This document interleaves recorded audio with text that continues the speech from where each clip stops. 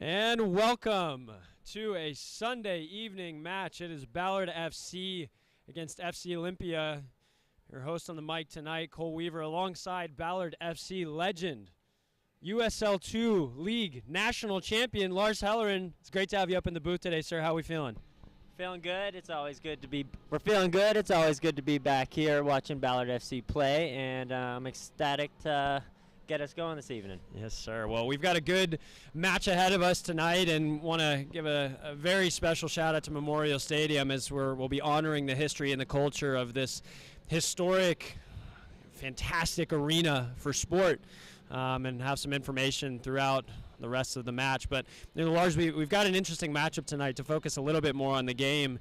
Ballard FC coming off an interesting weekend, 1 win, 1 loss, and Olympia in some rough turn of form throughout the season. What are we expecting today? And obviously you've had a lot of playing experience yourself. Yeah, for sure. I mean, Ballard FC, obviously, we're having a decent season here, but FC Olympia obviously want to knock off the reigning USL2 national champions. So Ballard FC always has to put their best foot forward, and FC Olympia is going to take it to them. I mean, they're on the road. They have a big crowd coming out tonight, so they're going to want to have an upset.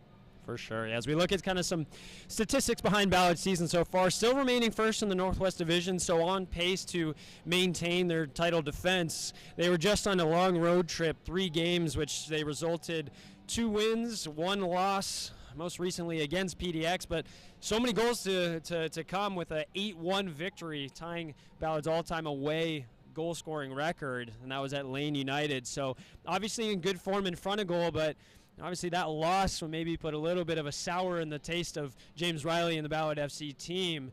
How do they rebound coming into a home match tonight? Yeah, for sure. I mean, obviously every game isn't going to be easy, and I think all the Ballard guys know that. So sometimes even 1 loss on the road, that will just humble you and put you back in your place. And I think Ballard FC is going to come off on a really hot foot tonight, so I'm excited to watch. And as we take a quick look on the other side of the table for FC Olympia, a little bit of a up and down season, currently sitting at 2 wins, 3 losses, and a draw. 6th in the Northwest Division, obviously probably not where they'd want to be when they started their campaign, and recently transitioning from Oly Town to now FC Olympia. That being said, they're coming off 2 straight shutout wins, so it's very much on the up for FC Olympia, and key player to watch is goal scorer of Leonard Falk. He's been very prolific in front of the net, and obviously Ballard will have their pregame team talks very focused around him in particular.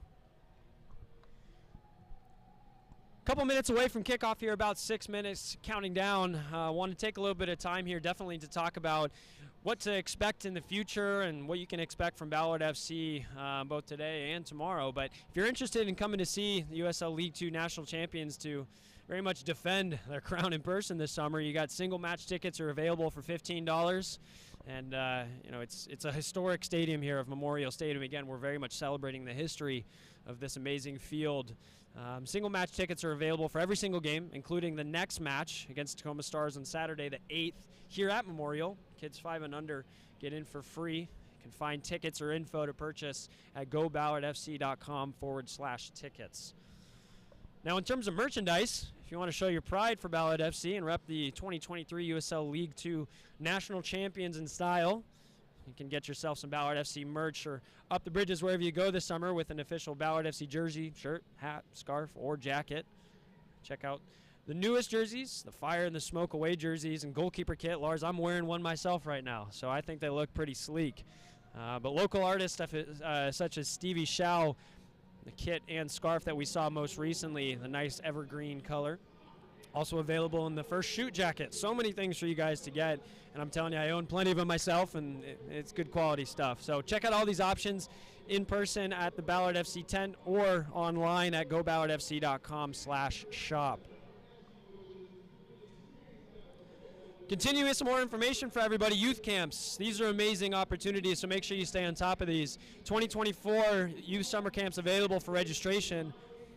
Summer camps are available for players ages 5 to 13 of all different skill types, so come out and train. It's a great opportunity with a huge focus on fun and skill development, but camps are directed by Ballard FC coaches with an experienced staff of local coaches. Ballard players will be present, meet and greets, interact with campers every single day. Week 1 takes place starting July 8th through 12th at Loyal Heights Playfield. This is, again, a fantastic opportunity to connect with the team on a local level. Find more info on these camps and times and locations and registration. Go ballardfc.com/camps. And lastly, very special shout out to the Ballard FC Foundation. It's community social impact arm of Ballard FC and so pinnacle to the identity and the culture of this organization, and very focused on free soccer camps and clinics to support access to this beautiful game, as well as innovative multi-sport academy models focused on holistic youth wellness. You can support the Ballard FC Foundation right now via donation using the QR code you see on your screen, and also by visiting www.ballardfcfoundation.org. Very, very impactful in the local community. Well, Lars, we're a couple minutes away from kickoff here. We're going to be shooting the commercials here, and we'll be coming back just in a moment with a little bit of pre-match commentary as we wait for the players to walk out with the referees, and we'll be starting our national anthem here shortly. Albert Lee has a huge appliance selection. The knowledge that we bring on behalf of the sales staff, you're going to get the right answer and an honest answer from the beginning. We can provide them with any price point, and they get the same great customer service no matter what it is that they're looking for. And with Albert Lee, we have basically every brand available, and we're not just trying to sell a product, we're selling what meets your needs. Albert Lee, the original appliance experts for over 8 decades. Shop online or in-store at one of our 6 locations. Who is Burko's favorite athlete? Oh, In any sport. the GOAT, Cristiano Ronaldo. Undisputed by a country mile. What is Cameron's order at Dick's? All right. 2 times cheeseburger, 1 fry, a vanilla shake, and extra ketchup. You're actually really close. I do plain cheeseburgers because I don't like mustard. Wait, that's actually You're close. really close. No, I remember because you said ketchup's the best condiment in the world. Burko, what is Pierre's favorite music? I don't even know it either. Techno beat. I know. Yeah. You want like Cameron, what is Cruz's favorite season? Oof. Unlucky. I said fall because that's when we play our footy. Pierre, what is Burko's favorite TV show? Ooh. He just plays computer games. The Office. No, come on. I love The Office. I watched it like 7-8 times. Cameron, what is Cruz's post-game meal? Yo! Hey. I knew it. I knew it. I think my favorite pasta would be a little fettuccine. What is Burko's pre-game meal? Oh, I actually know this straight off the bat. What you got? Peanut butter with banana. Hey, you got it. You got it. Nice.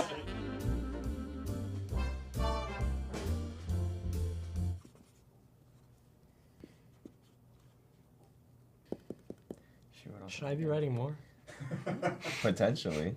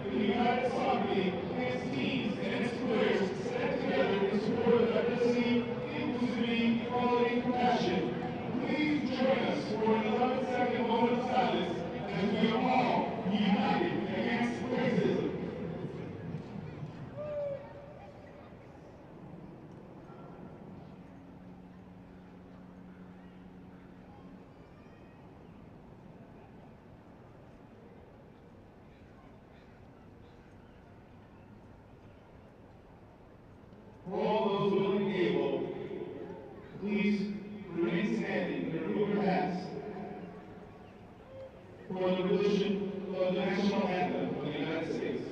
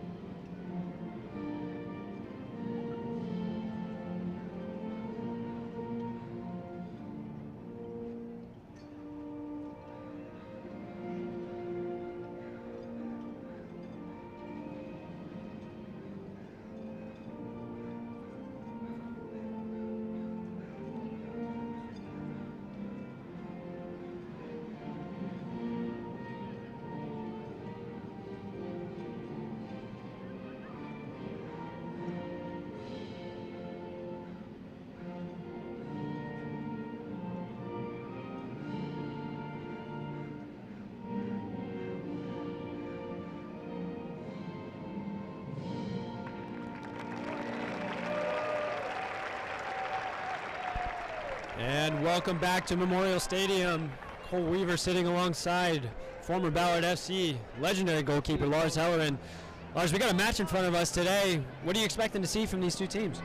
Yeah, I mean, both teams have something to play for, obviously, tonight, and I expect both teams to put their best foot forward, and I'm excited to see what happens tonight.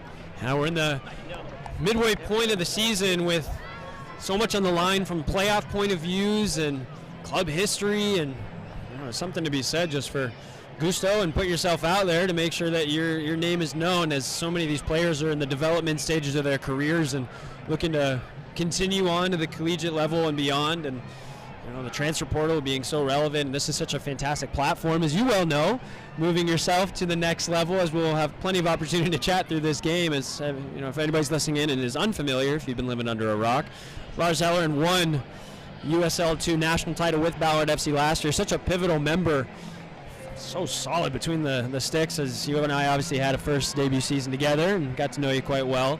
But you moved on to Tacoma Defiance and signed your pro contract and have been training at that level. But congratulations to you, and obviously all these players out here are very much aiming to do the same. Yeah, thank you, Cole. Appreciate that. Of course. Let's take a quick look at lineups. We'll start with the visiting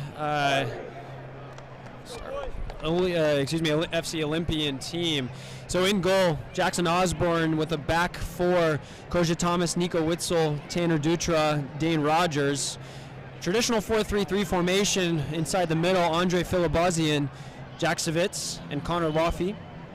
Front three, led by two Seattle U individuals as well as a UW individual. Leonard Falk, who we mentioned prior, very prolific at the moment, alongside Chad Suvdi and Enrique Guerrero. Those three will be looking to provide some goals in attack.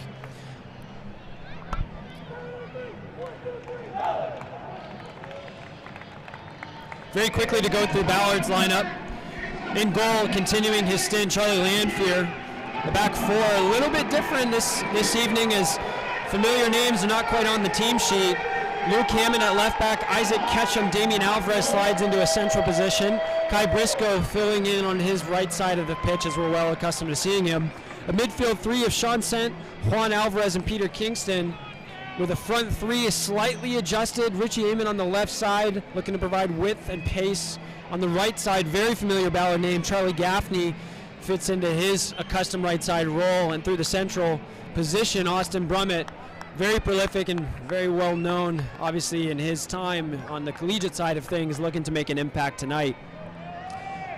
But interesting to see two traditional 4-3-3s. It's going to be a little bit of a chess game, and you have to imagine the team with the quality, the team with the possession, and the team with the kind of the X factor, really willing to win those 50-50 balls. You'd expect them to come out top, as Juan Alvarez stands over the ball here, and we're about to get kicked off.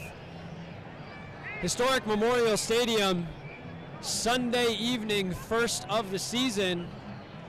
Ballard FC, FC Olympia, and we are playing.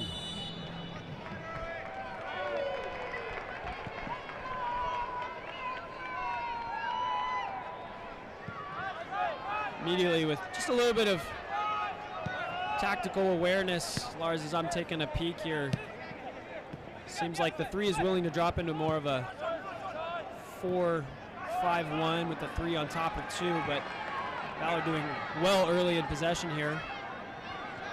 Yeah, I think Ballard are pretty comfortable to throw quite a few numbers forward and just keep the two center backs and bring Luke Hammond in.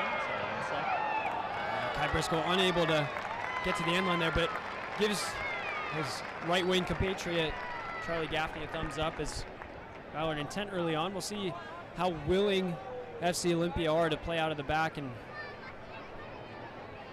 immediately Jackson Osborne ushering the troops forward. Yeah, with the lineup Ballard's got out there, I know Kai Briscoe, he's for sure willing to be a more attacking outside back, and with Luke Hammond, probably a more stay at home. Immediately over the top, Damian Alvarez in a little bit of trouble, but does enough to get out. Lars, goalkeeper to goalkeeper, what a goal kick that was from Jackson Osborne. That was 70-odd yards with a good flick on. For sure, that's always good to have an early kick at the beginning of the game, because that makes then Ballard respect your range and will for sure make the back line drop and open up some pockets in there. everybody that's listening in here, you're going to be hearing a lot of goalkeeper analysis tonight. It is what we do. Myself, plenty of history as goalkeeper. Lars, obviously, at all different types of levels, currently at the pro. So we'll take a little break here. Just, Lars, talk us through how this transition has been for you as you moved into the role with Tacoma Defiance, coming off of a national title and such a successful career as well with SPU. What's that experience been like for you? Yeah, I mean, I've been grateful for every step of the way from all the coaches and teammates that have helped me get here. But yeah, right after winning the national championship with Ballard, I actually had a small stint with Colorado Rapids too. From there, I got signed to Tacoma Defiance. And yeah, it's been great. It's been great staying local. It's been great playing with some guys that I obviously knew of prior to getting signed. So, ecstatic. Yeah, this league, it emphasizes the path to pro, and you really personify that of taking it to the next level. Very local, homegrown player with some very immediate success, both on the collegiate and the pre-professional stage. Obviously, Tacoma Defiance is a team that is a direct pathway into the first team. Have you had the opportunity to play with some of the Sounders players that I think all of us at home are very familiar with? Yeah, for sure. I've gotten in with the first team a couple times to train, and that's been an eye-opening experience from the guys you see on TV growing up, such as Jordan Morris, Christian Roldan, and to be playing with them. It's amazing. As a long ball is lofted into the back post here. Oh my word, and it's in the back of the net. Lars, we played 3.5 minutes. We barely talked about the game, but we already have our first goal, and I believe I'll need to check the numbers. They're on the opposite side of the field. I think it was Chad Softy who ended up getting ahead to it, but a punch to the face. Not even 4 minutes into the match, and 1-0. Yeah, that's brilliant recognition on the service there. The whole back post had a big pocket open, and for him to just loft it over the keeper in recognition to the back post, that's brilliant striker awareness. I think it's Sogdy that actually gets the cross off, and then there's Lofty on the far side. It's difficult to see numbers from up here in the booth, but I have to say it's quality counterattacking play, and Ballard are kind of looking at each other like, what just happened?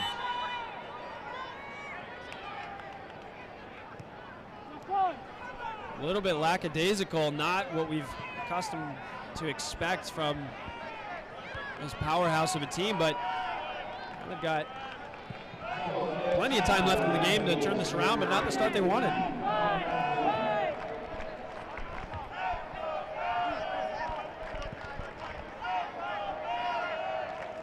Sean sent.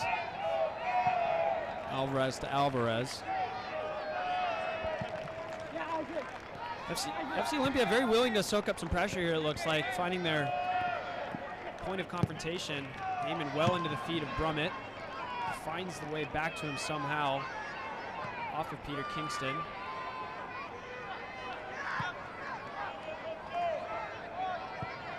Sent sprang wide to Gaffney. Underlapping runner of Briscoe ignored for the time being.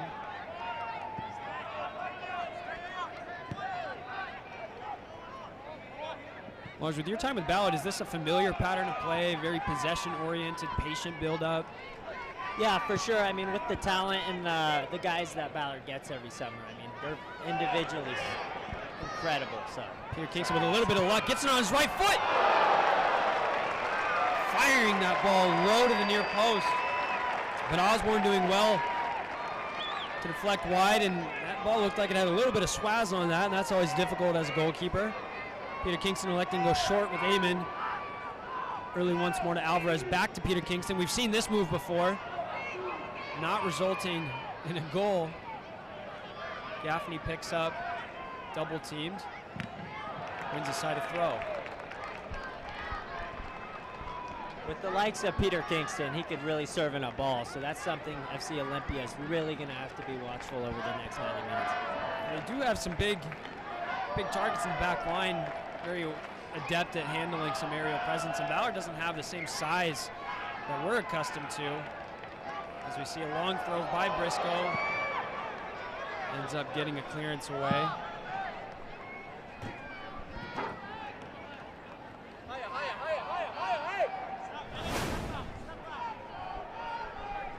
Kingston so dangerous when he gets inside, but Might have been better off looking for that far post. Obviously, as a keeper, you've heard the phrase, don't get beaten in your near post. I think that's a position that's relatively a comfortable save.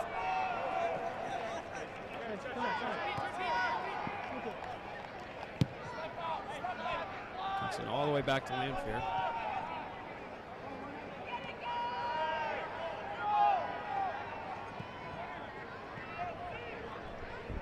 FC Olympia now, they should be pretty comfortable holding their mid-block and not tiring out their legs and chasing the game too much here. You got to say, this is probably how they drew it up. If they could pick an ideal start to a game, especially against a team that's so prolific in front of goal, such as Ballard. Great interception by Ketchum. Finds Peter Kingston with an overlap of Hammond. Hammond switching the field of play to Briscoe. Elects not to use this wide option of Gaffney. Finds his way all the way back here to Hammond, but inside, a little bit of an errant touch. Strong challenge from Briscoe. Hammond with the service in, low stooping header. I think Ballard's main success here will come from drawing some of the FC Olympia guys out, because they're pretty compact there in the back. And the big service, the whipped ball is going to be a tough one tonight with the size back there. I don't know how worried Ballard will be so early in a match going down 1-0.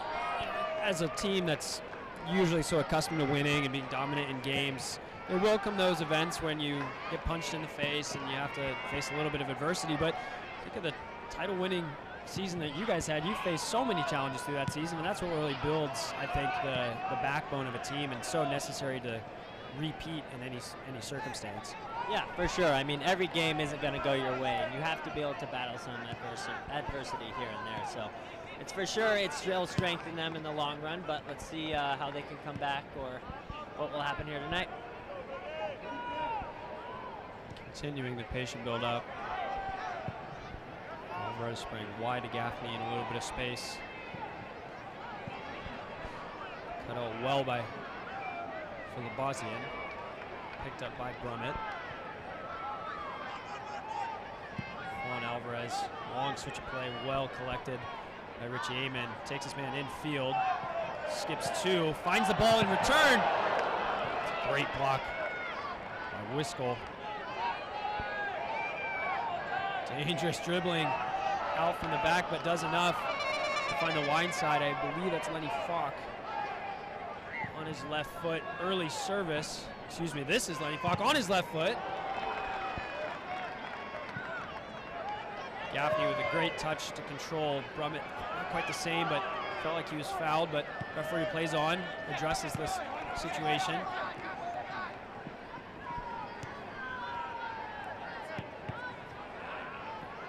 With an errant pass, but gets bailed out in return. Amen sizing up two defenders. Dumps to Peter Kingston.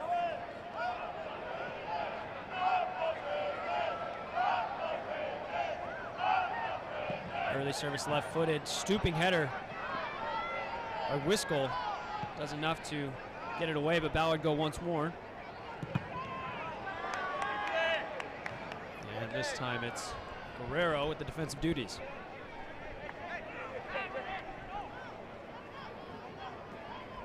Guerrero once more. The half clearance. Eventually making its way to Alvarez, doing well to cut it out.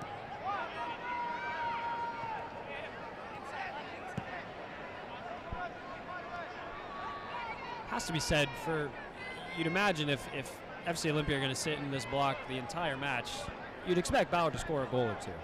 Yeah, I mean, for sure, it's going to have to be one heck of a performance from FC Olympia to be holding out this pressure the whole game. With the touch behind, but can't quite get it through, and ends in a goal kick.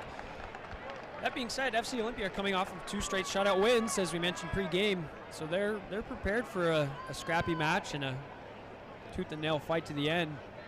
This very much might be a part of the game plan. Anytime you can get an early goal against such a dominant team, I think that's obviously a part of the game plan, but how you attack it from then on out, is really the difference. We've already seen the range of Osborne here. Definitely can relieve some pressure. Lanfear will need to be aware. Decides to go short. Maybe not the connection that he wanted, but works out. Labazian on the far side, wearing the captain's armband. Clip service into Civets.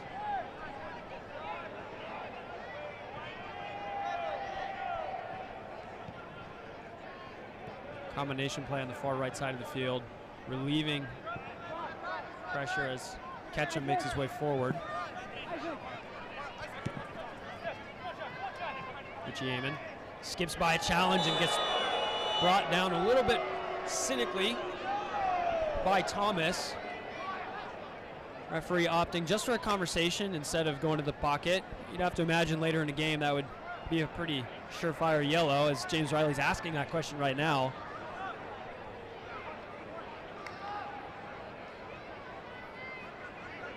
Well done by Richie Amon, though, to skip the pressure as two tacticians standing over the ball. Richie Amon so well earned this chance for his team. Kingston with an in-swinging service, dangerous area. It's Philip Bosnian who does enough. Get it over the top, and it's a Ballard corner kick. Yeah, from a keeper's perspective, Kingston's service, it is a very uncomfortable ball to come claim because of how low it is crossed. So it's really going to test Osborne tonight. Yeah, those are the ones that nobody ends up touching it, and it finds its way to the far post. And the service taker will claim the goal, but you know so much more is happening in between. This time it's Alvarez standing over. In-swinging service finds the far post. It's Alvarez to win the initial header. Labazian away. Eventually supported by Lofi. All the way back to Lanfear. Ballard leaving quite a few numbers forward. Surveying the options.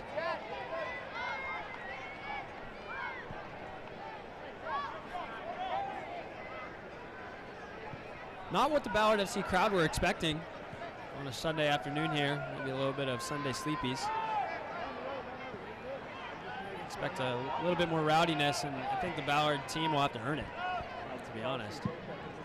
Kingston with a long service. Did by Amon, but errant touch.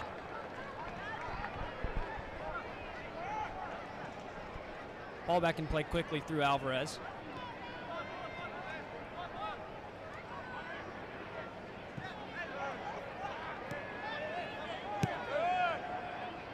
Hammond in an inverted position, connecting well with Alvarez, who's Hammond elects to get to the end line, gets a service off. No shot comes from it. Ballard seem to be finding a head of steam and picking up their pace just a little bit.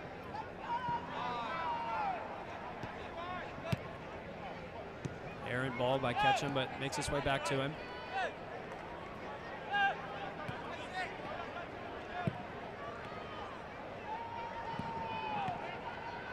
Difficult service by Hammond, but collected through a combination of Richie Amon and Alvarez, and makes its way to a corner.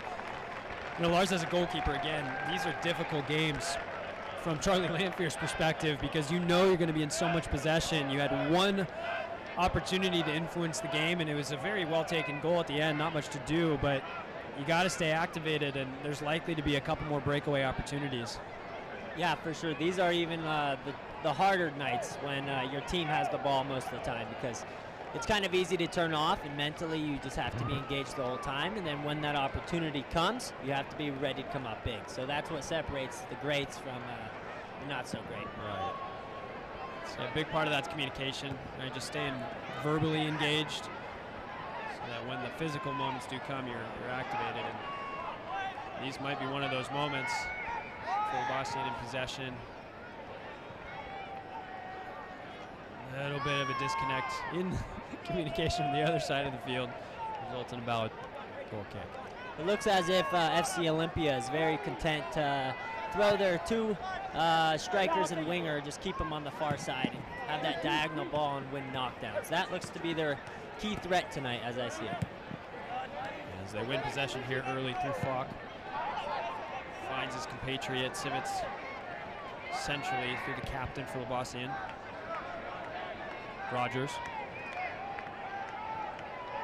Great ball in behind from Lofi, finding Sivitz, who ushers it all the way to the end line, and Sean Sent doing the defensive duties. I think it's first corner kick opportunity for FC Olympia in the night.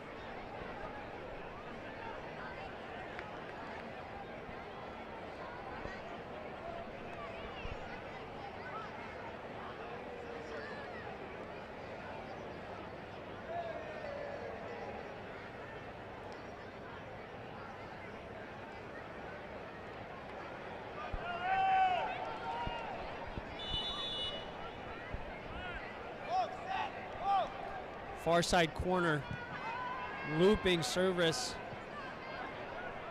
well defended by Brummett. Ends in a harmless goal kick for Ballard.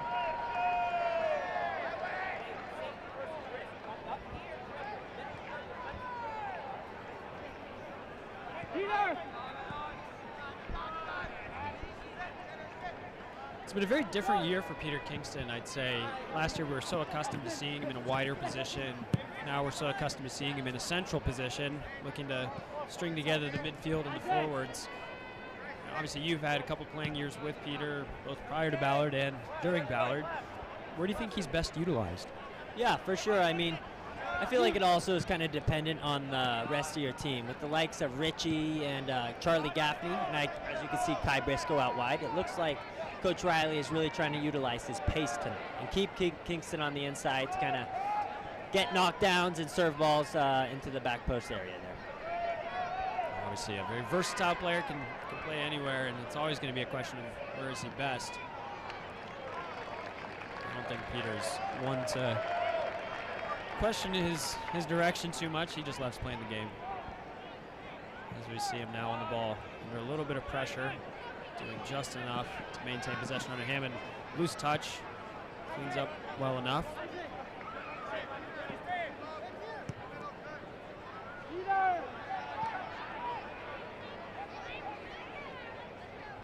Alvarez.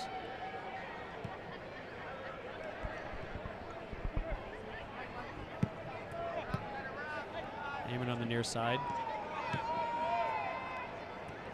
Central players. Kingston and Alvarez connecting. Long service by Kingston, finding a lone Briscoe. Elects to come inside on his left foot. Goes for the strike, but well blocked. Disconnect between Peter Kingston and Alvarez, and Savdi skipping away, but no options in front of him. Defensive unit of Ballard doing just enough. Those are dangerous moments. Another loose pass, and this time Aaron Falk couldn't bring it under control.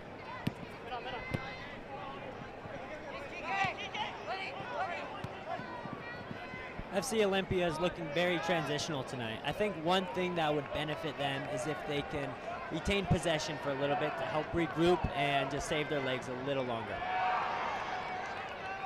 Far side assistant referee pointing to one of the center backs. He was claiming there was an offside position, but no foul. Kingston picks up in a pocket of space. So much possession for Ballard early in this match, but if you're just joining us a little bit late, FC Olympia scoring. Barely 3 minutes on the clock. Quick punch to the face for the Ballard FC faithful, and Ballard really in strong possession ever since then, but haven't quite generated anything of significance.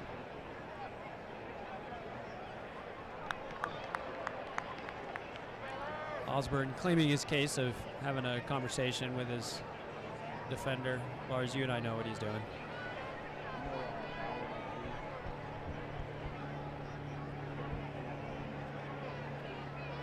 This time we do see the full range of Osborne.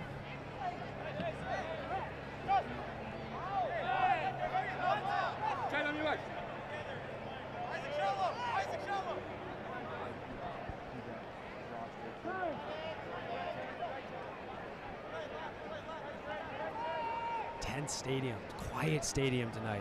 So bizarre for a Ballard game, as I think, again, not used to seeing their team down so early in a match. With a great ball over the top, Peter Kingston's going to get onto the end of it. Ends up being very good defensive work. Guerrero coming all the way back to do his duties, but here's Alvarez Pocket of space on top of the box, connects with Brummett. Brummett inside on his right foot. Asking for a corner. Referee says, no sir, no deflection, goal kick.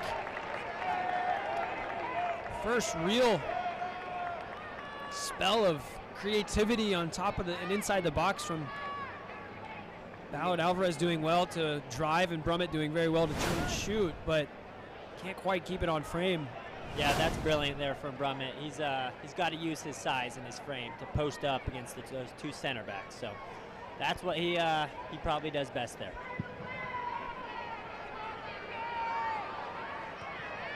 Alvarez doing well to win the initial header. And the second takes a strong challenge by Savdi.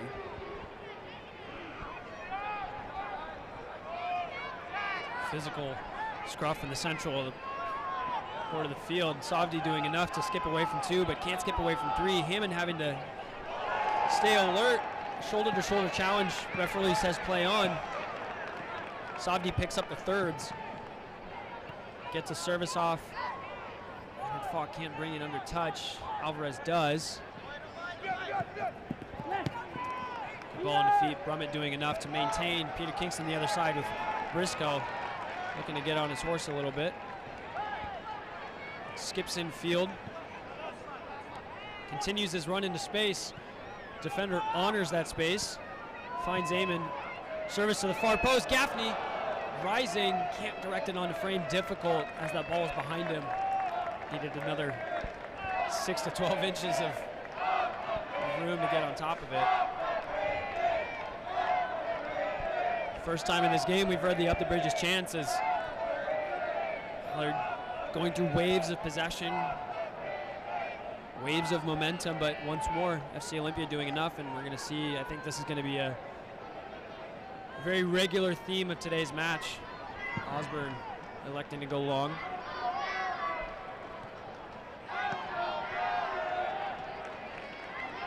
Yeah, I think it's best if Ballard just remains their composed selves. I don't think they have anything to worry about. Their chances will come. It just comes to whether or not they execute.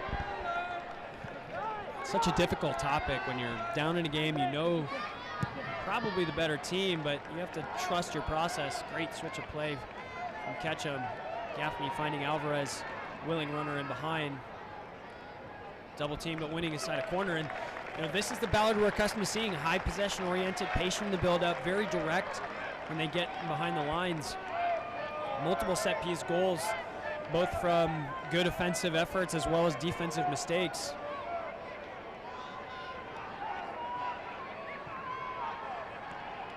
Training ground routine, we've seen this quite a few times. Alvarez with a long looping ball.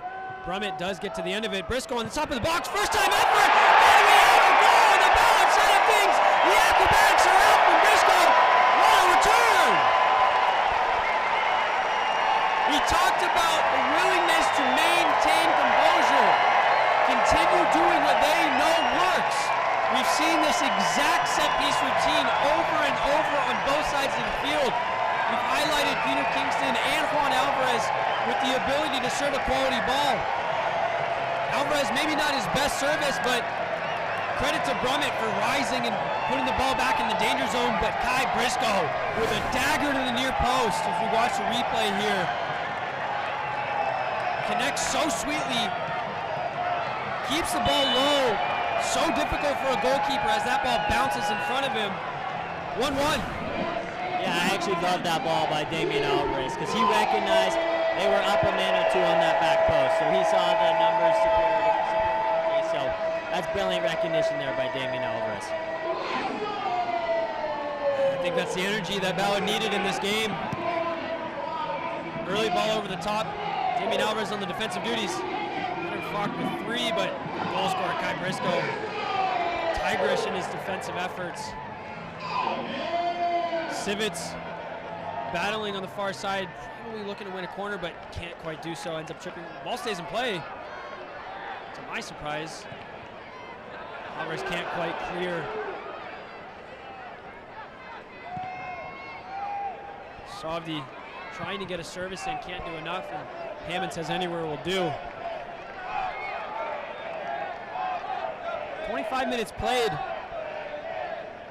We're sitting at 1-1. You have to say Ballard feels like they should be here. Olympia maybe a little surprised they scored one so soon, but they're going to need to go on the offensive if they want to walk away with 3 points.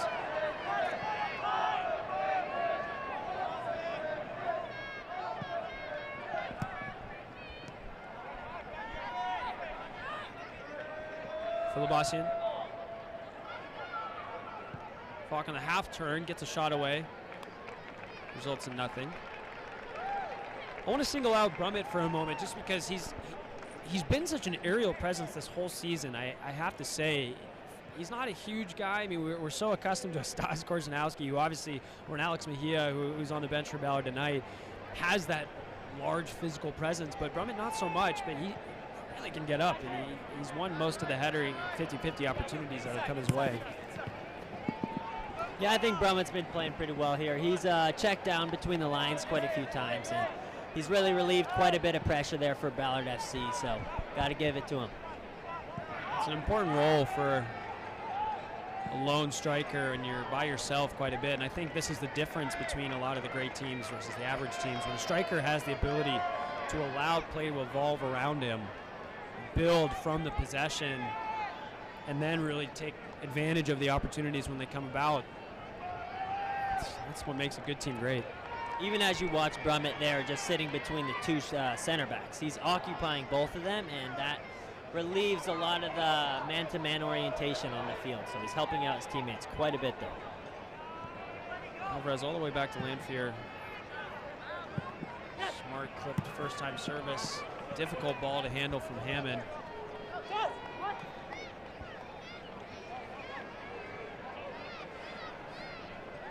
Interesting chess match as pieces need to be shifted and tactics need to be evaluated. I think for Ballard it'll be continue as is. We know we're in this game. We know that we're dominating, but FC Olympia very much on the counter as we've seen all day, and likely will be looking for some sort of Ballard FC mistake to find their way back to tracking 3 points on the score sheet. Excuse me.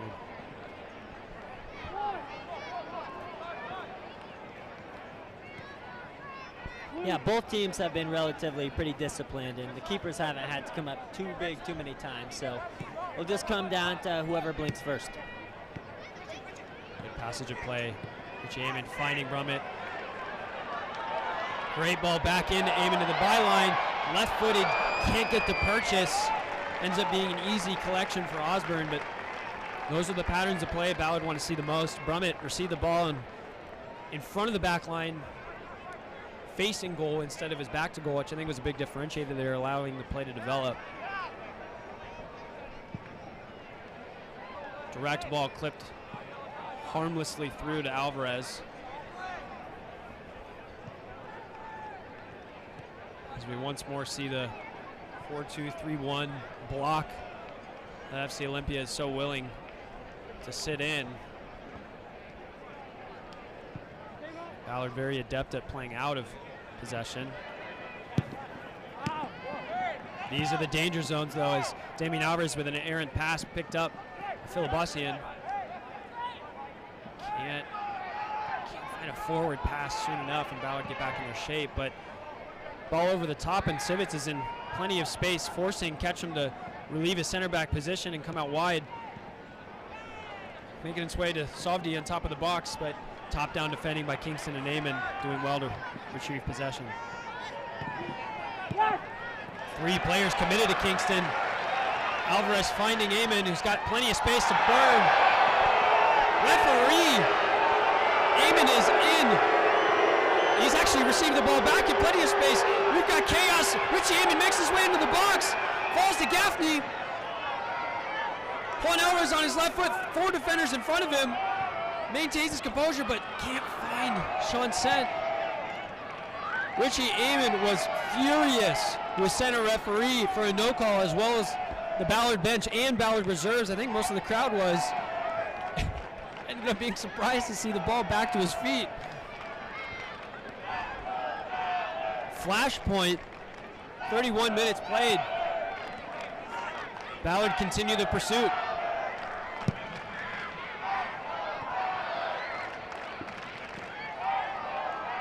Crowd starting to find their voice.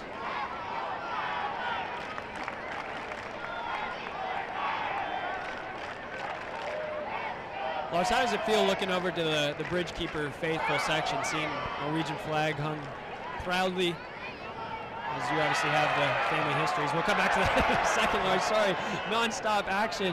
Gaffney can't quite get a shot in, but obviously quite a bit of Norwegian presence in your heritage, and you proudly will drink the Norwegian flag over your shoulders. How does it feel? It feels good, obviously. I mean, when I joined Ballard, I obviously knew Ballard was a massive Norwegian kind of city. So, and playing for Ballard FC made me super grateful, and we participated in the Norwegian parade in Ballard, so it reminded me of memories growing up, and I'm never surprised from the Bridgekeepers because they're always showing out tonight. So, always appreciated the Ballard support and all different walks of life supported along the way. Tussle in the center of the park. Brummett bailing him out. Kingston with time and space on the ball.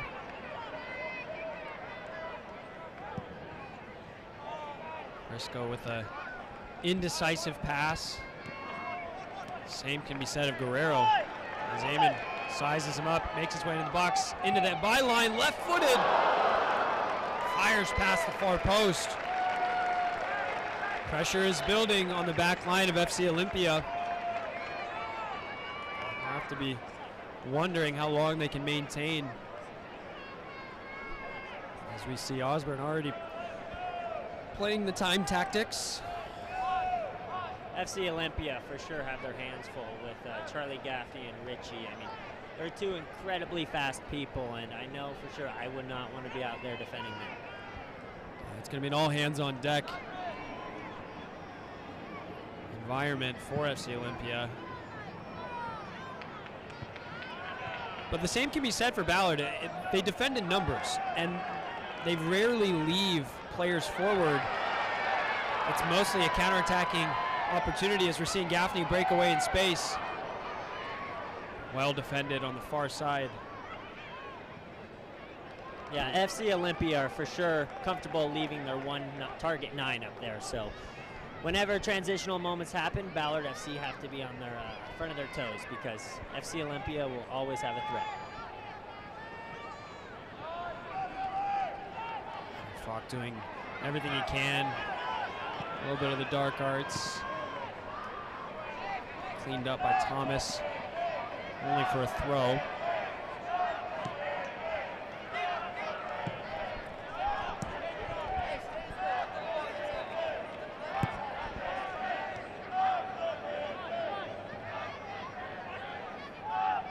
Alvarez skipping wide to Gaffney. Briscoe inverted by himself, makes his way through a defender, gets a toe poke off. Brummett with his back to goal, pitches off to Kingston with a cheeky layoff, and it's Luke Hammond, or excuse me, Sean Sent. Similar boots caught me off. Flash of white boot, hitting it over top of the bar. Missed opportunity, crafty from Guy Briscoe originally to make his way through somehow. Kingston putting the ball into space where he knows one of his teammates are willing to step onto it. We know Ballard can obviously score from out there, as we obviously saw with Take Onadero there. Very willing to hit bangers, and I think the Ballard faithful have gotten used to it. Early ball over the top, it's Sivits in space. Defended well in the end, but flashpoint. Ballard needing to stay active, as that could have easily gone the other way. That being said, on the other side of things, Kingston finds Richie Amon coming in on his right foot. Pocket by himself.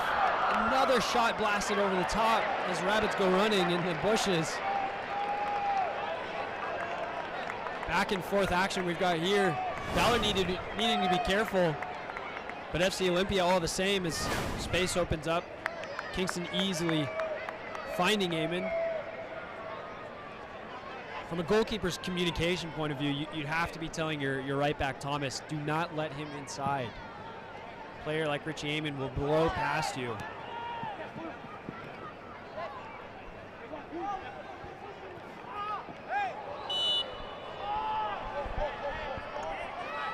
Loose tackle by Kingston. Set piece opportunities dangerous as always. FC Olympia have the size to pose an issue here. Very curious where Ballard will set their line.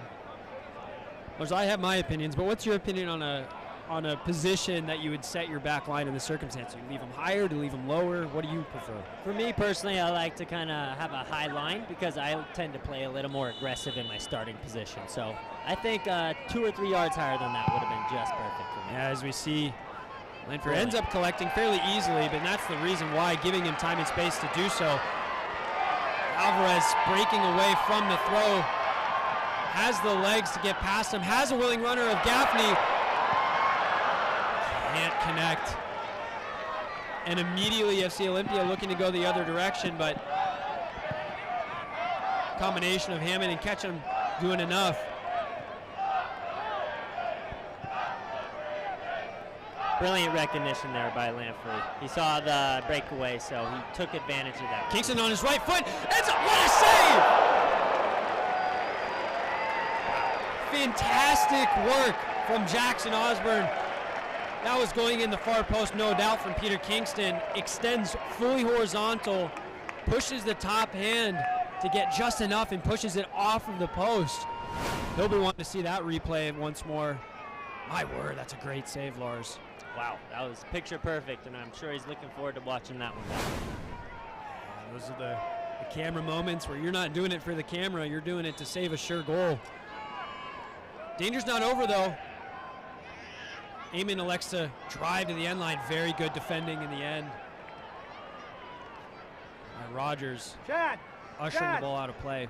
Coming back to that Jackson save there, it's sometimes super helpful from a keeper standpoint to have one of those massive saves earlier on in the game. Then going forward, the confidence is a lot higher, and he's just flying on cloud 9. Yeah, it's huge for your team as well, not only for the goalkeeper, as we hear the Ballard faithful trying to urge their team on. The key moment by the FC Olympia number 1, Osborne.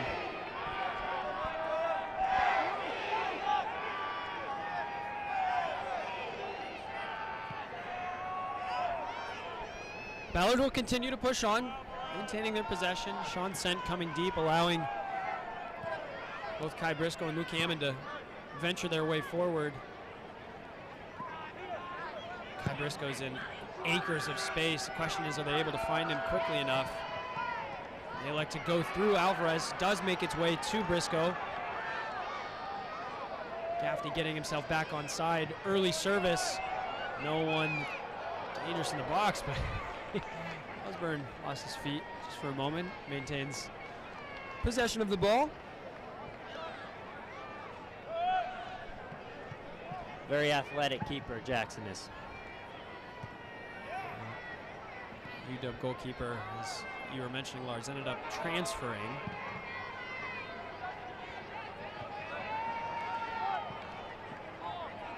Seconds collected here, but the third's collected by Alvarez. Even easily running past 2, but comes back inside Peter Kingston. That counter press has been very important for Ballard's success tonight. As you see, they've come off with a couple interceptions there, and they go straight to counterattack. Kingston with a clip ball over the top. A little bit of off-the-ball work by Brummett. He knew what he was doing in that instance, and not a whole lot of argument against the decision.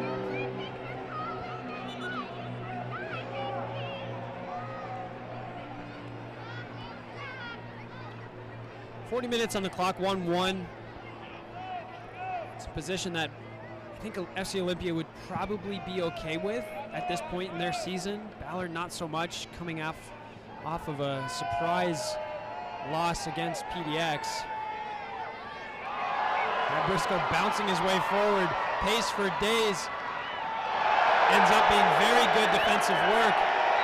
I take it back, referee's not having it.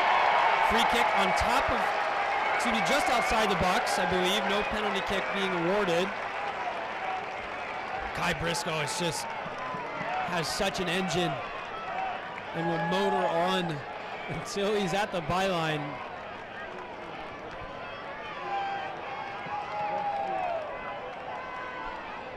As we approach the Last couple minutes of the regulation time and a half.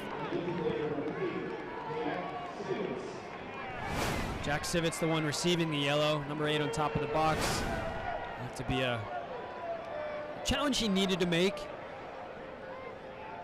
Very dangerous opportunity here with the in and out swinging ball. 2 options standing over as Kingston makes his way, relieving for Juan Alvarez. 3-man wall, low service, 1 at the near post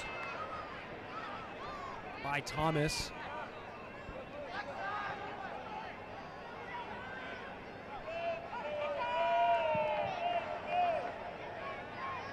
Gaffney into space, battling on the far corner. Can't quite come out with it. Dutra with the clearance. Briscoe and Hawk in a heated battle ends up going the way of FC Olympia.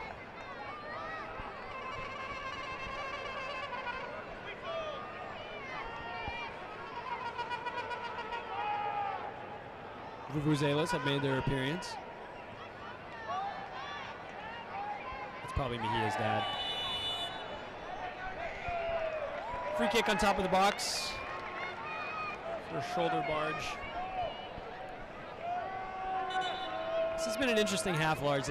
It's one where we've had to fill a lot of space because there's been dead moments of casual possession, slow build up, and then all of a sudden we can't get in enough words because there's too much action. It's an interesting tactical battle. Two teams that are very willing to be on the counter, but FC Olympia very willing to forego possession. It's just a question of how productive Ballard will be with all of their possession. Yeah, you got to give some credit to FC Olympia because they're really committed to their game plan and they are getting opportunities. So I'd be curious to see how they regroup at half and how they go forward. You'd have to anticipate subs being a very important part of this game, as they always are. Brumman in behind here. Route 1 stuff from Ketchum, but very favorable result. Corner kick opportunity. Curious to see if this will be another set piece routine. 2 FC Olympia players coming out to meet. I always would make sure to send 2 if they have a short, so there's not an overload. Looks like they've done the same, but Luke Hammond in plenty of space on his left foot, aims to fire. Misses the crossbar by a sizable margin. I think that would be a position where FC Olympia would be okay to give an opportunity from. I think that was great recognition by Ballard there because even if that ball is hit a little lower, any little deflection there could make it a nightmare for the goalkeeper. I think one of the great things about how Ballard have structured their corners is it always seems to be a different pattern, but it's a very intentional pattern. Like we talked about the goalkeeper, they know Osborne's going to go long every time. They don't even have to worry about the short press. He hasn't been dynamic in adjusting his decisions, just as Ballard has been with their corner kicks. It's a question mark every time. But immediately to the other side of the field, kind of a cheap foul given away. In a very similar position we just saw Ballard in. A little bit more centrally, which I'd say poses more problems for the goalkeeper as opposed to it being closer to the end line. You can treat it more like a corner. But in this position, you have to respect the shot as well as the service. Yeah, I think that placement of Peter Kingston there is massive. Just any low ball to clear it out and from a keeper standpoint. Filibazian on that near post. Skips everybody. Lanfear gets a fist to it, away by Hammond, not quite.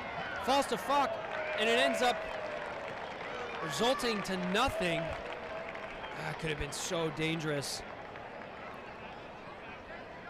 Laffy giving Luke Hammond a bit of a high five, as he knows how important that breakup was. 2 minutes of added time, 1 minute into stoppage at the moment. If you're joining us late, just a very quick recap as we'll talk through it at halftime more, but early goal by FC Olympia. Ballard maintaining possession for quite some time. Winning a goal back from a fantastic goal by Kai Briscoe, but as we've seen right here, the high level pressing's been so important. Peter Kingston making his way through a challenge. Richie Amon to the end line, gets a service off, finding Brummett, and he scores! Ballard FC just before the half, solidifying their possession dominance, and a very, very well taken goal by Austin Brummett. Very deserving, you have to be said, for the effort he's put in this half. But it's been the story of this team, consistent with their efforts, trusting the process. Peter Kingston doing so well to skip through a challenge. Richie Amon blows by his defender, gets to the end line. Such a difficult opportunity for Brummett, but he makes no mistake. Weak foot going away from the goal there. That's a phenomenal and very underrated finish there for Brummett. And all of a sudden, the atmosphere inside of the historic Memorial Stadium changes. Ballard are now up 2-1 from an early deficit. Lars, I was just about to ask you about the dynamic at halftime in the locker rooms. Now it's all changed. Let's start with Olympia. You win an early goal, you concede from consistent pressure, and then you concede right before half. How do you have this conversation at halftime? What do they need to focus on? Yeah, for sure. I mean, from the FC Olympia standpoint, that was a little bit of a heartbreaker right before the half. I'm sure they would have been very comfortable going into the half at 1-1, regrouped, and then had another go at it. But this changes it a little bit, and they're going to have to now press a little bit harder for that extra goal. Yeah, and then from the Ballard FC side of things, maybe pleased with the possession, pleased with the attacking build-up, but the opportunities came few and far between. Fair play again to the goal scorers of Kai Briscoe and Austin Brummett taking their chances. How is this halftime talk look? You've been a part of a couple of them.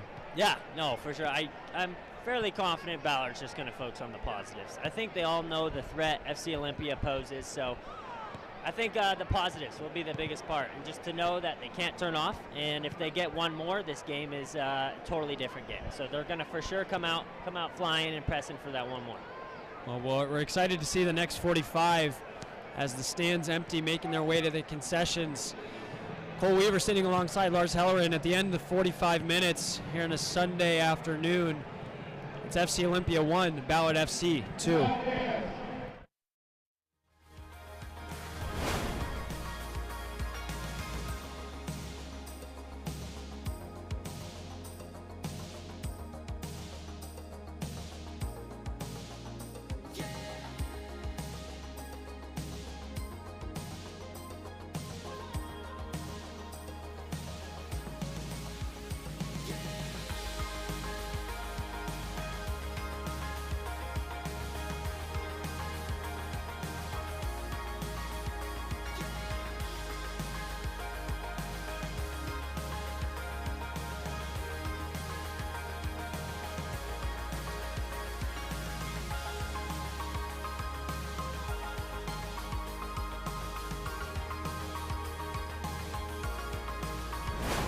Albert Lee has a huge appliance selection. The knowledge that we bring on behalf of the sales staff, you're going to get the right answer and an honest answer from the beginning. We can provide them with any price point, and they get the same great customer service no matter what it is that they're looking for. And with Albert Lee, we have basically every brand available, and we're not just trying to sell a product, we're selling what meets your needs. Albert Lee, the original appliance experts for over 8 decades. Shop online or in-store at one of our 6 locations. Here, who is Burko's favorite athlete? Oh, In any sport. the GOAT, Cristiano Ronaldo. Undisputed by a country mile. What is Cameron's order at Dick's? All right. 2 times cheeseburger, 1 fry, a vanilla shake, and extra ketchup. You're actually really close. I do plain cheeseburgers because I don't like mustard. Wait, that's actually You're close. really close. No, I remember because you said ketchup's the best condiment in the world. Burko, what is Pierre's favorite music? I don't even know it either. Techno beat. I know. Yeah, You are like. Cameron, what is Cruz's favorite season? Oof. Unlucky. I said fall because that's when we play our footy. Pierre, what is Burko's favorite TV show? Oh. He just plays computer games? The Office? No, come on. I love The Office. I watched it like 7-8 times. Cameron, what is Cruz's post-game meal? Yo! Hey.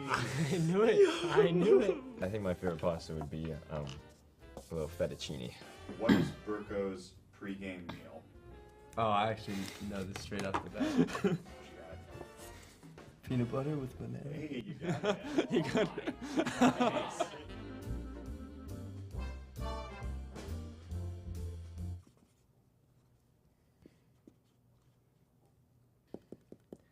Should I be writing more? Potentially.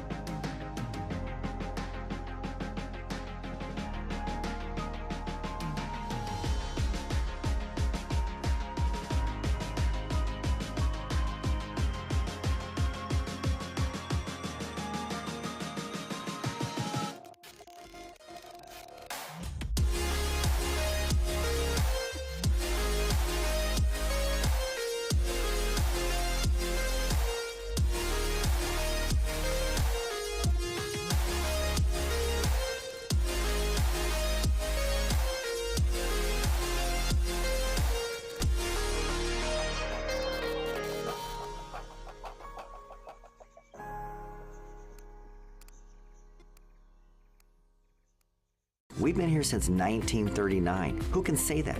We're the oldest appliance company in the state of Washington. We do a better job than anybody out there, and we just have to go out and prove it every day.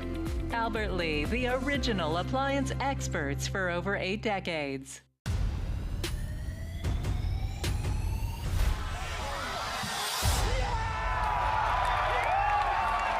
Players on the far side of the field.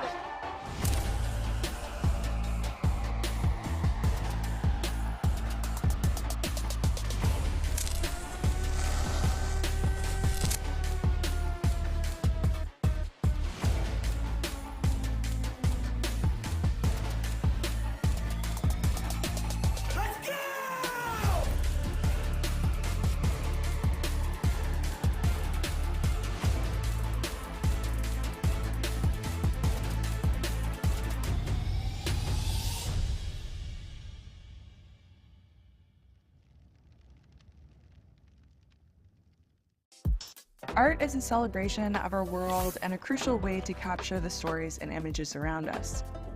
When we make art and when we appreciate art, we express what is valuable to us and make the world a more vibrant place. Art in the community allows a neighborhood to create a shared identity, establish a sense of place, and extend belonging. I'm Stevie Shao, and this is the Stevie Shao Kit with Ballard FC.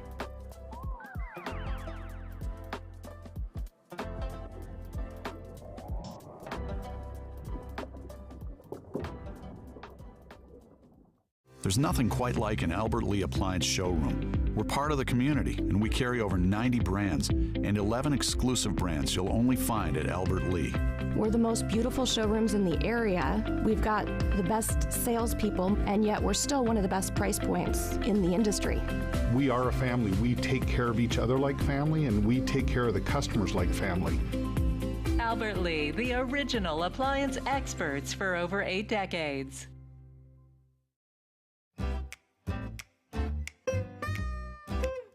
Dipping fries in shake, yes or no? No. Yes, especially if it's a vanilla shake. Yes. Maybe. I've never done it. Do we have fries on set? Bring them in. Ooh. Thank you.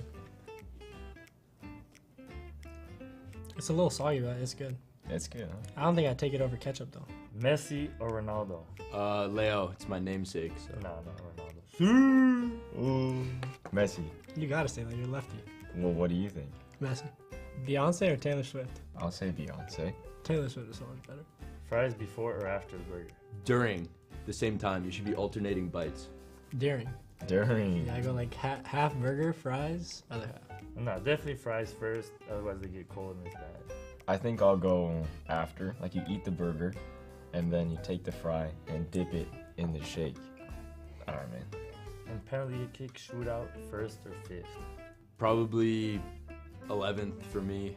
I've never scored a penalty in a game. So. Definitely fifth so that I can win it. I'd take number 1. I think I'd close it out. Really? Then you're getting bear hugged by everybody. You want it for the team. Harry Potter or Lord of the Rings? I think I'd go Harry Potter. Harry Potter. Lord of the Rings. I think Harry Potter's overrated. I've never seen Lord of the Rings. I would say Harry Potter. I never seen or read the books of Lord of the Rings. I haven't for Harry Potter either. I'm more familiar with it. Cruz, what's your favorite?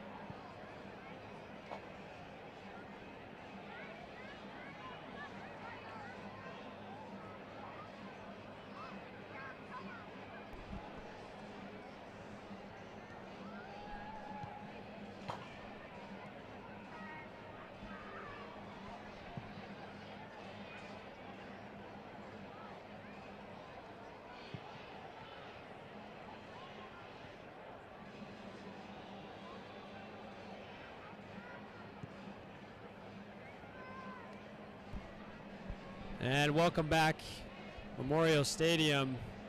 Halftime here, Ballard FC hosting FC Olympia for the reverse fixture. First match earlier in the season, Ballard ended up winning at FC Olympia 4-0. Very different match so far. Again, Cole Weaver sitting alongside Lars Heller and former Ballard FC USL League 2 national champion.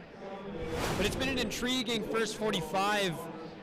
FC Olympia started so strong with this early opportunity, looping back post header.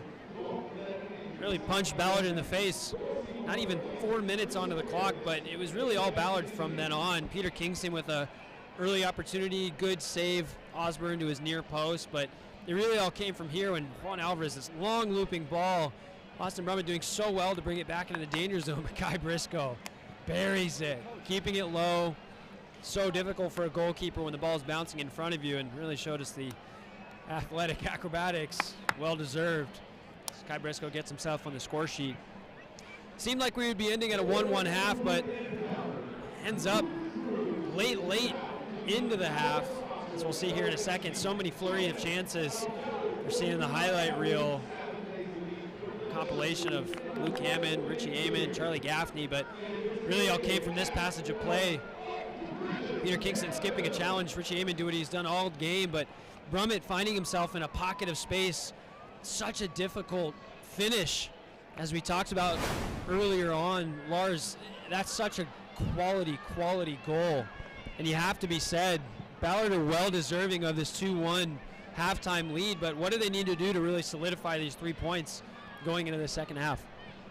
Yeah, I think one of the biggest things is going to be just the discipline. They have to be tuned in, on their toes the whole game here, because any little moment of sleeping, FC Olympia will for sure catch them off guard. With the likes of Peter Hatchip and their coaching staff, I know he has something up their sleeve. Yeah, it's one where a 2-1 is never comfortable.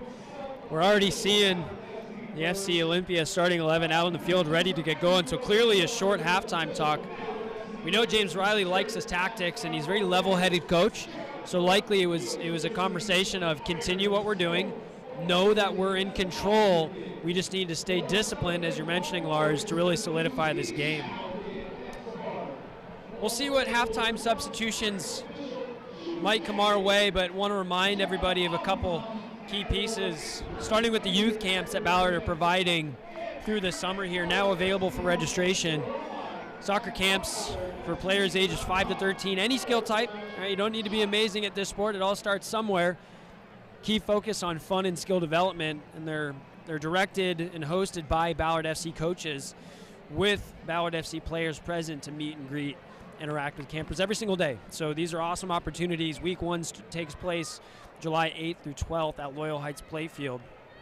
For more info on these camps and times, as well as locations and registration, visit goballardfc.com/camps. And the Ballard FC Foundation so focused in driving some of these community social impact pieces for Ballard FC. The foundation very focused, as I just mentioned, on the free soccer camps and clinics to support access to the game that we all love and are watching today. But multi-sport academy model focused on holistic youth wellness.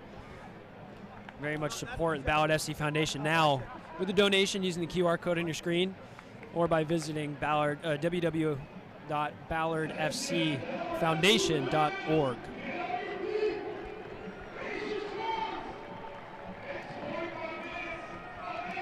Ballard FC making their way back out into the field. From my eye, Lars, doesn't look like any changes from the Ballard FC side of things. We'll do our work to track the changes on the FC Olympia side. I do see Sylvester Vallejo has entered the field, number 23 on the near side here. Likely a like-for-like swap.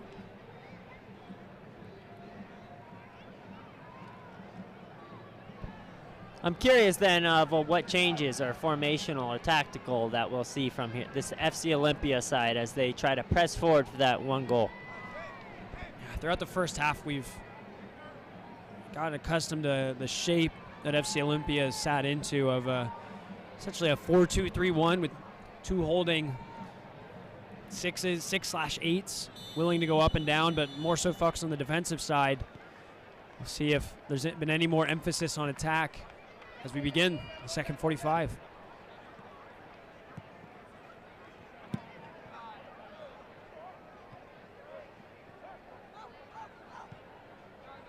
Early intent over the top. Damian Alvarez doing enough. It's Leonard Falk on the end of it, the substitute, making his way in, but Kai Briscoe taking a hit as he does his defensive duties. Referee gives the foul, but Kai Briscoe going to need a moment. But right away, Lars, we see the intent. Direct ball over the top, use the pace, elect for a knockdown. That's likely going to be the route back into this for FC Olympia.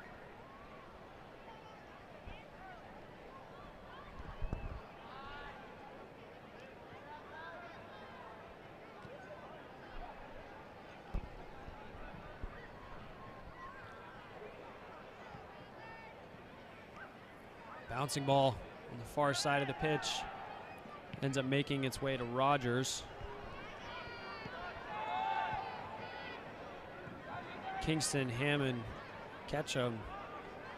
Hammond back to Ketchum. Releasing through Lanfear. Straight back to where it came from. Hammond with plenty of space. Brummett coming deep as he has most of this match. Great infield ball. Richie Amon drives into the box. Richie Amon on his right foot. Another very good top hand save by Jackson Osborne to push the ball over, but Richie Amon doing so well. Forcing the hand of the defenders who essentially let him go whatever direction he wanted to. Aims for his favored right foot, forcing a quality save. That's what Richie does best. He's a defensive threat, and he just loves to go at people and make opportunities. Clip ball in. Damian Alvarez in so much space, but another great save by Jackson Osborne, who's had a fast start. Actually was offside. It wouldn't have mattered, but has to be said, we love those kind of saves. Doesn't matter if it was offsides or not. There's an ego piece of making that save or not. Phenomenal to watch. Love to see it from a goalkeeper's point of view. Loose touch in the center of the park, picked up. Kingston and Gaffney, but defensive efforts by Dutra.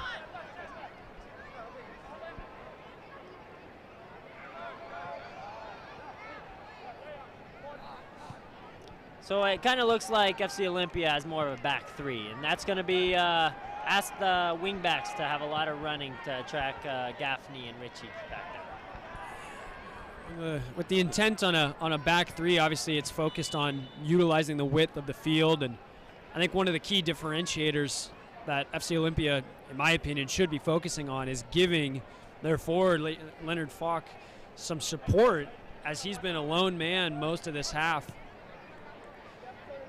Needing to rely on him to hold the ball up and give time for his team to flow past him, but that's only going to be possible if they give him the time.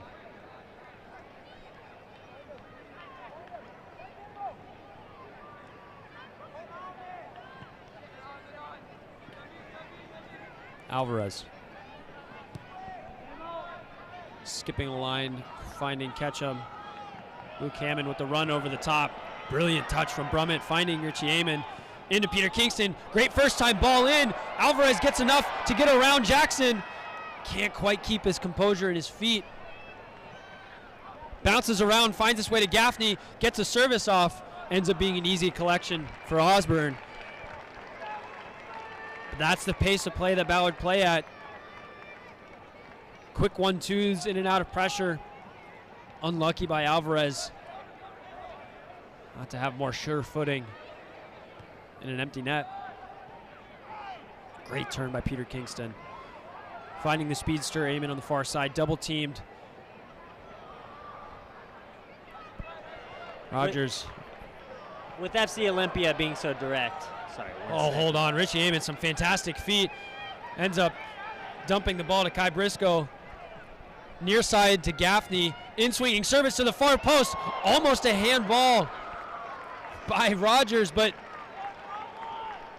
ends up coming off of probably the thigh and lands harmlessly to Jackson. Jackson immediately distributing. Here is Leonard Falk, as we talked about, needing the time. Had the time, but wasted the opportunity. Cleared by him, and we're back and forth here, Lars.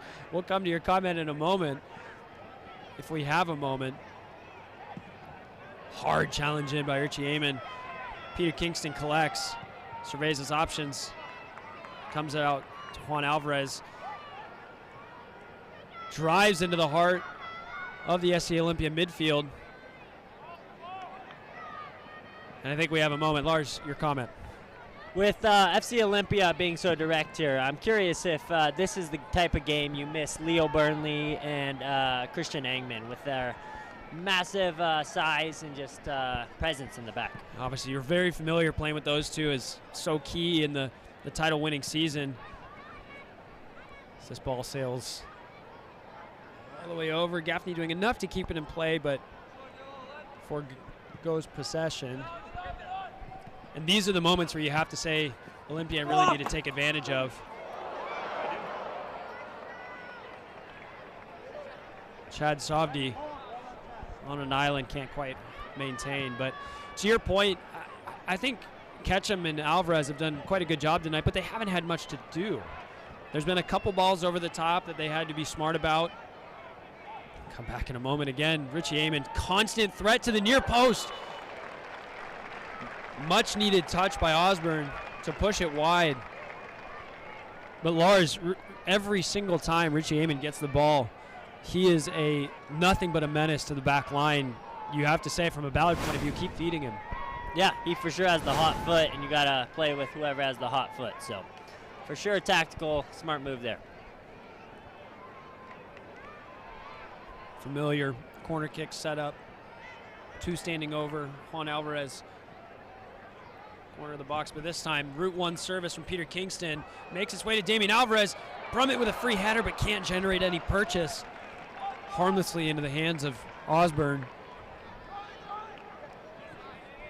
One of the first time that we're seeing them look to play out in transition, but lazy ball from the captain, Dutra. Those are the moments you need to maintain possession, because you will get punished. Here's the hot foot, Richie Amon. Somehow makes its way back to him. Cycles through Ketchum.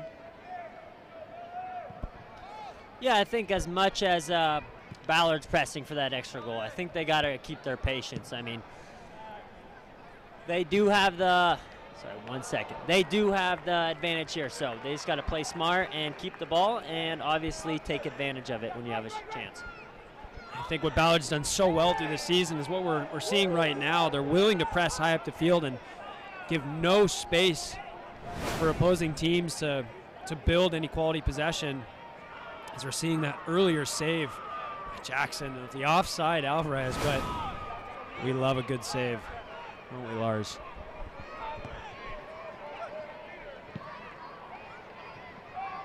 Gaffney combining, can't bring it to touch.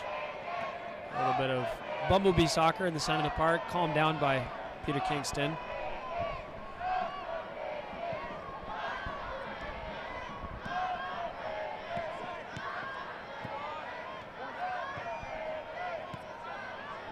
Well, obviously you had 2 fantastic seasons playing with Ballard at Interbay Stadium.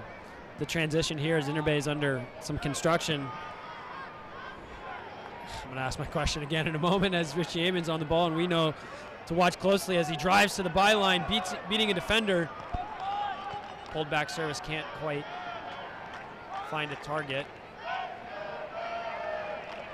Amon picks up, pitches it one more to the hot foot Amon, throw in. But how has the atmosphere felt different as you've seen it from a couple different perspectives and been in the booth, been in the stands, been on the field? How have you enjoyed Memorial Stadium as comparative to your home at both at SPU and Ballard at Interbay Stadium? Yeah, for sure. I mean, it was obviously a little sad knowing they wouldn't be playing at Interbay because I spent the past 6-7 years at Interbay with SPU and then Ballard those 2 seasons. So, but the games I've been out here, it's been phenomenal. This stadium has so much history and culture, and to see it packed, I think we can even hold quite a bit more people here. So to see it packed, it's eye-opening. And I know when we get to the postseason, assuming Ballard makes it as far as they can again, I'm sure this stadium will be as loud and as crazy as the Bridge Keepers always make it. Yeah, you and I had the opportunity to hang out as we watched the USL Open Cup earlier in the year. Unfortunately, it resulted in a 1-0 loss, but that match was electric. I mean, it was the first home game for Ballard at this stadium, and it was a nighttime game, and the crowds came out, and there was definitely an atmosphere. And as we've seen every single home match so far, filling the stands, doesn't matter if it's a midweek game, as a friendly against Chivas, or a pivotal rivalry match. Bridge Keepers and the Ballard FC faithful coming out in swarms. Great ball, finding Richie Amon. elects to come infield on his right foot, well defended by Rogers. Buchanan surveys, early service, Brummett the target.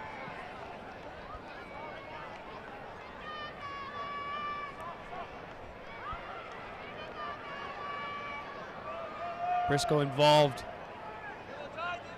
Far side of the corner flag.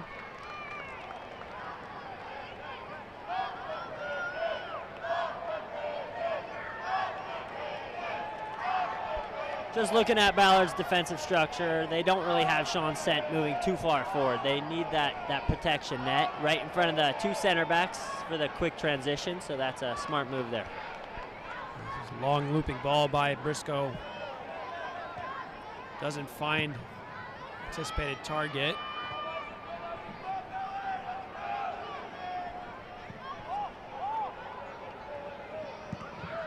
First involvement for Lanphier this half. And his second involvement, this time with his hands. Well, as we talked about Memorial Stadium, and you know, it's, you and I both grew up in the Seattle area, and I was telling you pre-game, I've played middle school matches here at an empty stadium. Definitely didn't feel like this.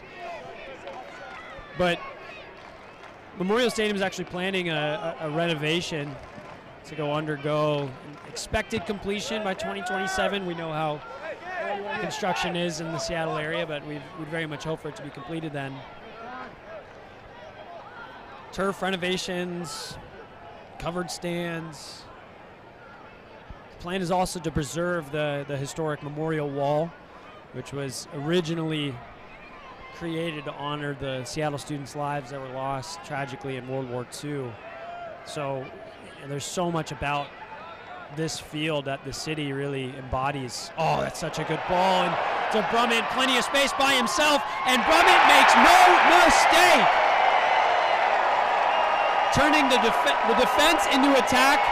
Silky pass straight through the heart of FC Olympia. Austin Brummett making absolutely no mistake, casually slotting it into the near post, and 58 minutes on the clock. We were barely watching the game, talking about the stadium, but that's how fast Ballard can really get it done. Great finish by Brummett, 3-1. Wow, the weight on that ball was just pitch perfect. I mean, Brummett probably couldn't ask for too much more there, but credit to him for that phenomenal timing of that run. And Juan Alvarez, that just shows his quality. The no-look pass, takes one touch with his right infield, knows and trusts his striker's positioning, puts the ball into space, and that moment, all you need is a cool head, a little bit of composure, and a sure foot. And as we saw from Brummett's first goal, he's got all three in spades.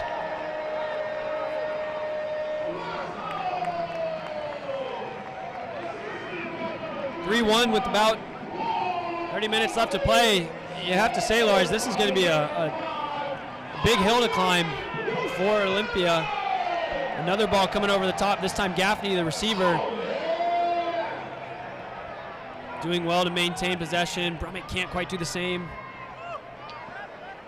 A little bit too aggressive in the defensive efforts, but you know, Lars, you're going to hate me for bringing this up.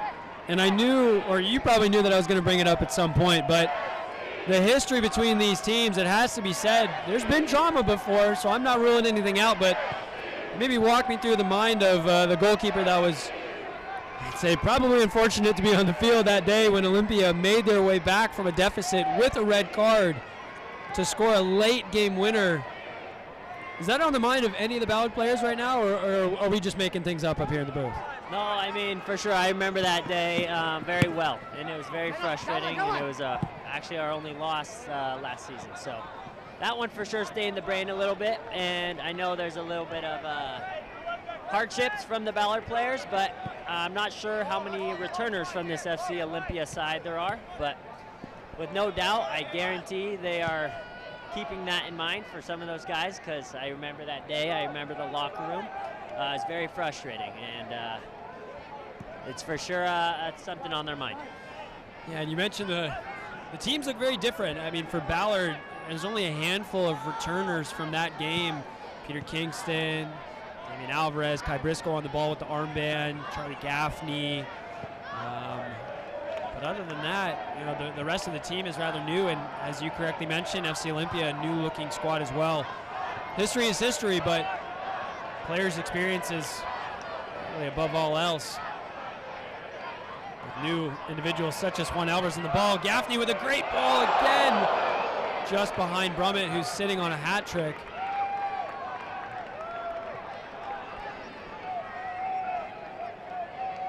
It's been a fantastic change of events from a Ballard perspective, going down a goal so early in the first half. You have to be said, all 3 goals, such high quality. Peter Kingston, magic feed on the far side, winning a corner.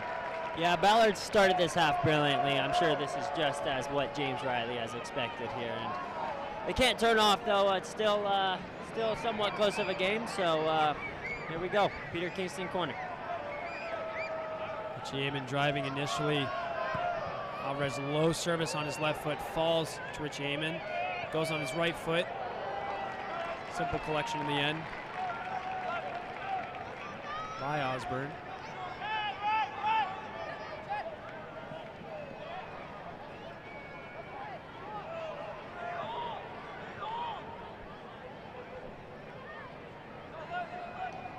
Ballard continuing their high field press as they have all season.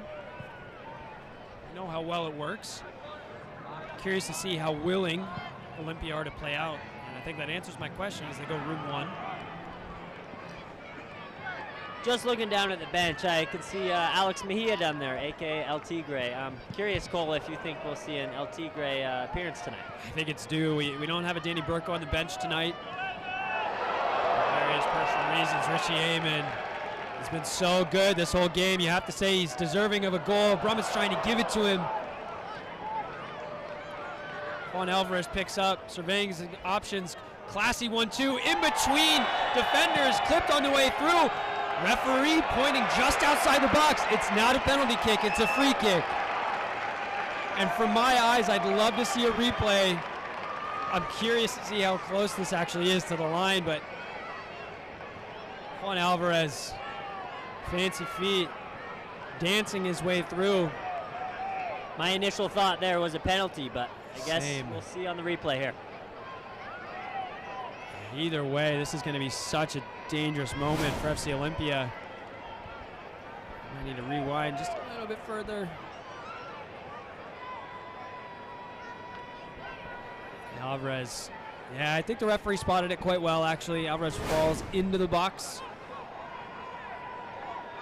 Free kicks and penalty kicks are assumed based on the location of the foul. And this is a tough location for a free kick. You can't put too much power on this unless you're going to the near post, and it's crowded. As we see Brummett and Briscoe standing there, but it's Kingston stepping forward, aims to go low, can't make its way through the crowd, but Alvarez can, and it's in the back of the net, and it's 4. Kept onside by an FC Olympia defender in the right place at the right time. Sticks a leg out and gets one for his team. Doesn't matter how it goes in, just that it does. A lot of pressure relieved from Ballard FC now. 65 minutes played, 4-1. Sometimes those are the goals you just get. Damian Alvarez in a great spot, great timing, and that's all you need, just to poke. Yeah, it's so much chaos in the box there.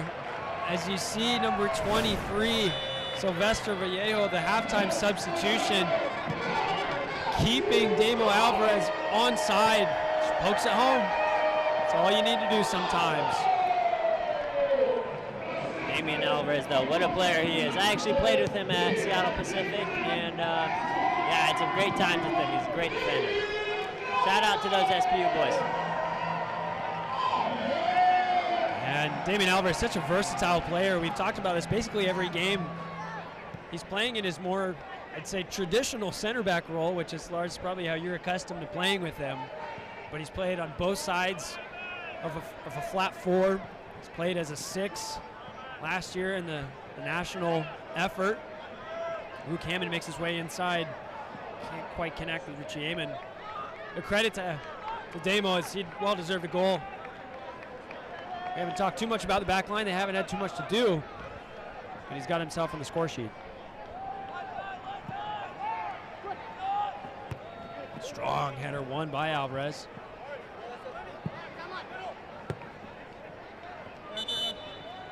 Can't quite keep the ball in play from Leonard Falk.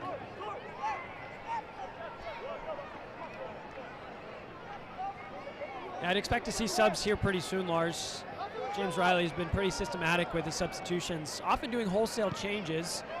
Interested to see if that will happen. Great interchange by Kingston to the far side. Hammond back to Kingston. Hammond skips past his defender, driving at the back line. Can't quite connect with Gaffney, and it runs harmlessly wide for a throw-in, not a goal kick.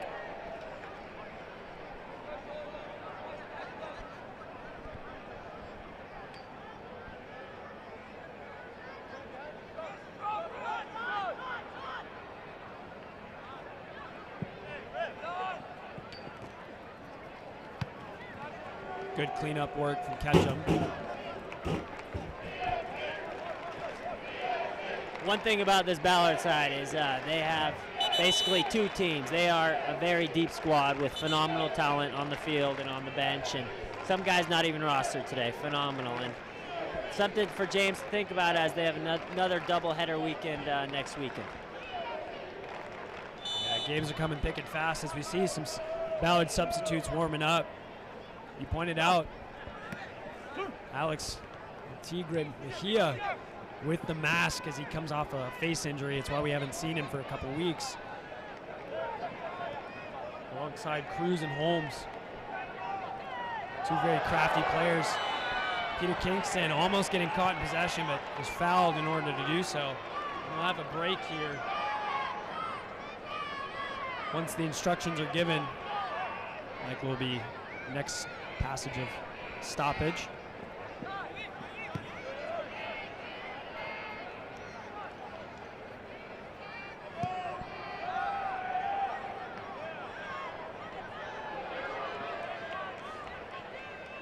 Heyman once more, tireless legs, makes his way into the box, continuously fighting, but efforts are in vain, unfortunate.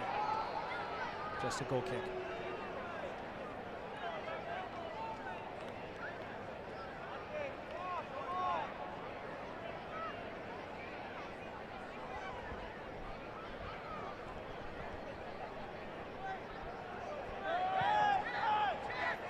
Ball played out short. Vallejo finding Captain Filibassian, well kept through Chad Sorgi.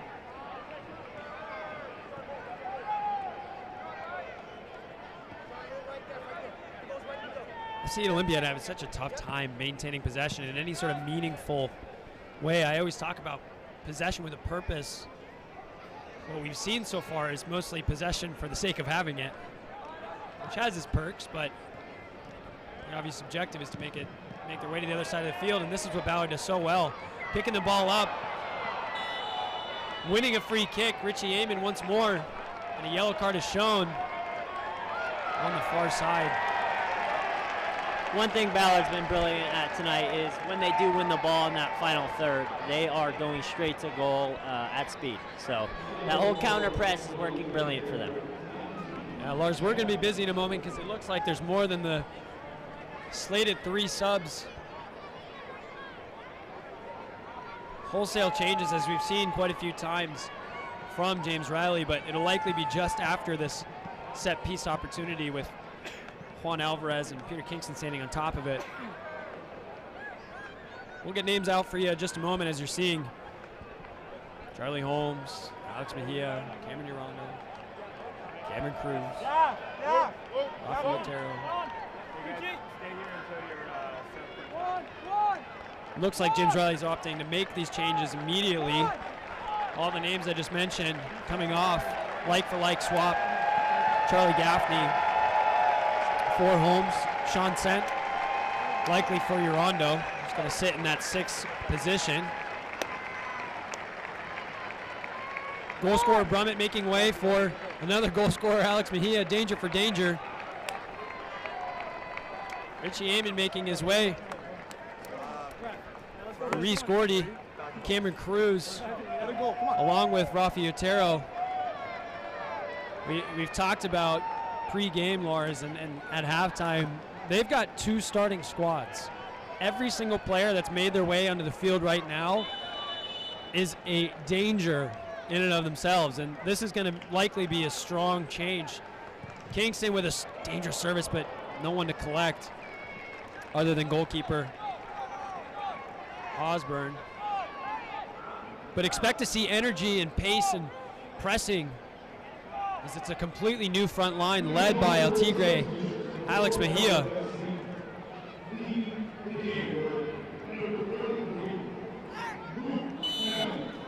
Yeah, having played with Alex Mejia at SPU as well, I know he's a forward that likes to press, and he's a forward that likes to get physical, win knockdowns. So the back line of FC Olympia has something else they're going to have to get adjusted to here.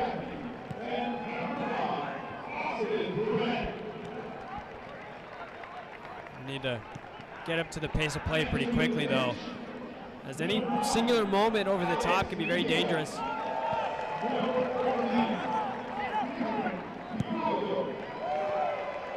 Great ball in behind, but far side referee raising the flag.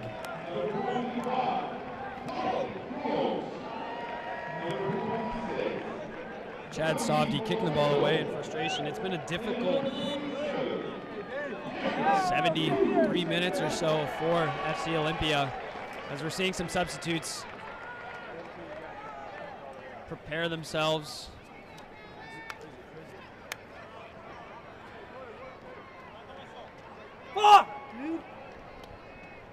Nathan McKenzie making his way onto the pitch.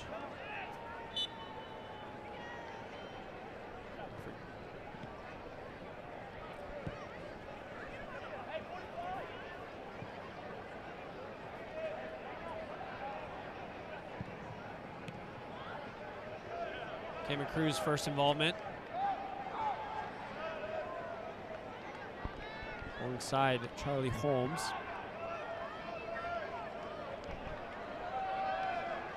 Last weekend on that 8-1 Ballard win, I saw that Rafi goal. I believe it was the 7th goal of the match, and what a goal that was. There's been screamers all season.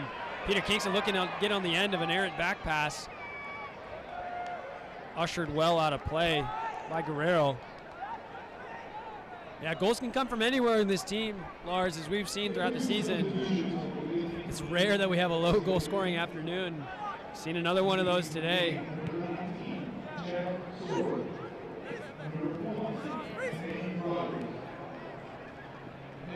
Reese Gordy filling in at right back, connecting with Holmes. Well done by Damo, just to relieve a little bit of pressure.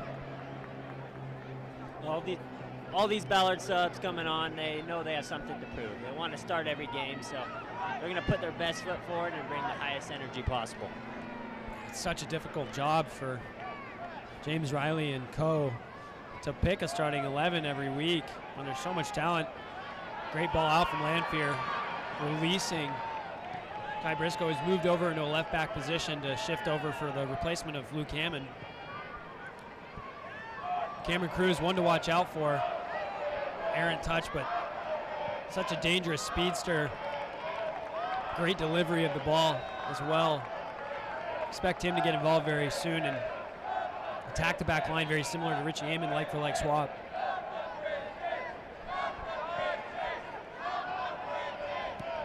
Girondo. Gordy. Alvarez and Gordy once more.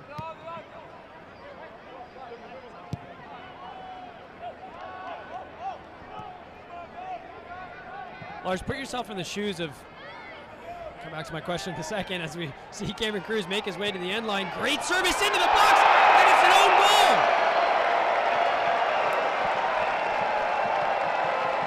Tanner Dutra, unfortunate, but it all came from the initial service, as I just highlighted. Cameron Cruz, so dangerous, as he fired that low ball in, and if it wasn't going to be Alex Mejia, who was waiting, just ready to pounce.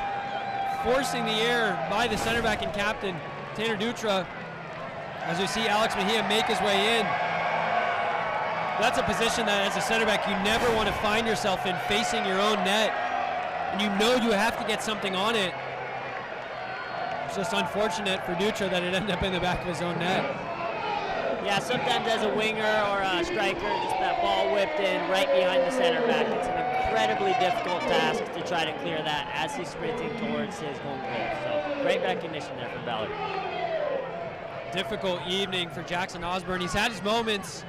He'll have a couple highlight reels to put on the tape, but he's giving way here to Weston Joyner, who, Lars, you were mentioning to me pre-game you've had some probably personal experiences with over your day.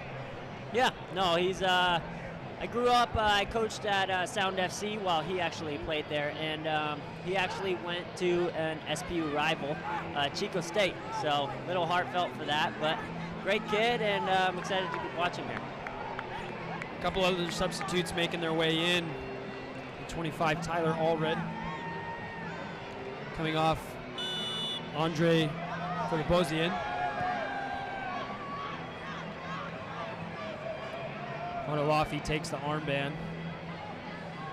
First touches here for Joyner. Kai Briscoe jumping over his defender and chesting it down. That is absurd. And winning the free kick. The athleticism there. Phenomenal. It's no wonder he can do cartwheels and backflips.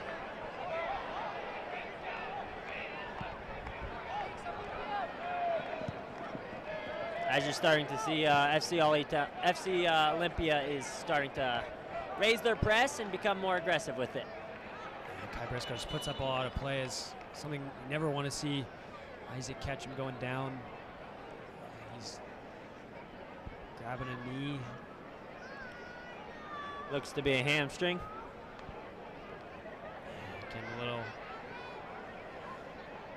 stretching, and Ballard's used all their substitutes. Other substitute on the bench is goalkeeper Jackson Buck. Not an ideal situation for James Riley and co. Hoping that Isaac Ketchum's okay.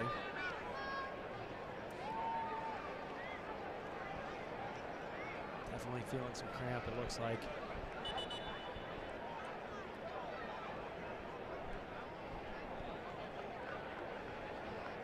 Another fantastic turnout as we pan through the crowd. On a gorgeous Sunday early evening, early kickoff time, 5 o'clock instead of our usual 7 o'clock. Great to see fans out here, Bridgekeepers, Olympia FC faithful making their way up by 5.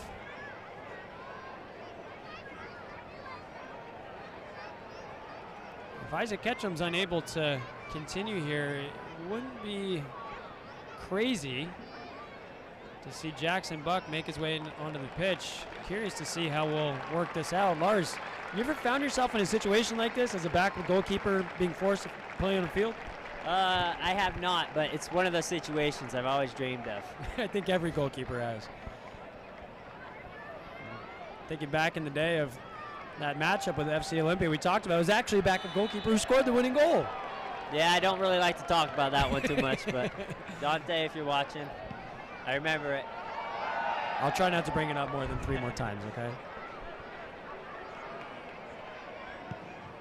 Isaac Ketchum's on the far side, shaking some hands with the trainer.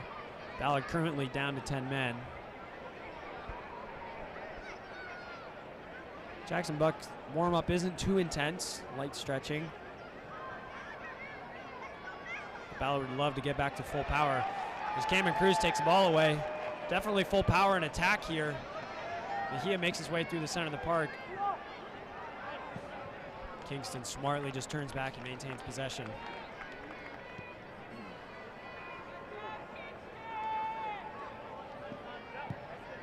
Curious to see if James Riley might just say, you know what, we're going to finish the game with 10. What a move that would be. 81 minutes on the clock. 9 minutes plus stoppage time to go. Mejia gives chase, winning a throw-in for his side.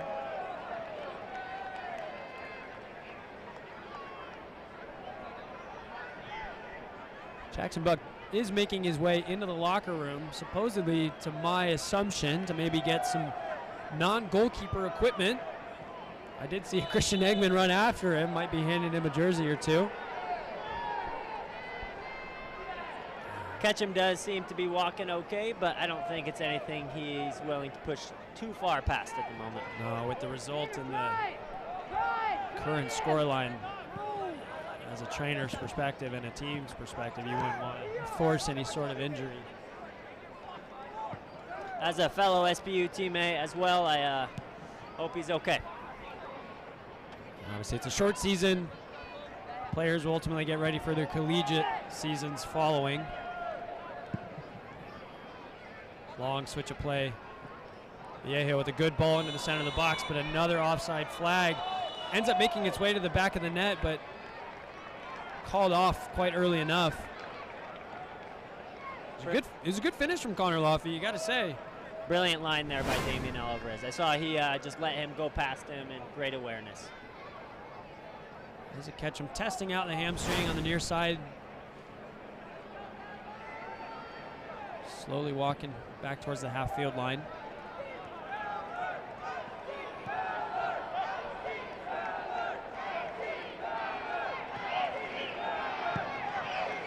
Taro.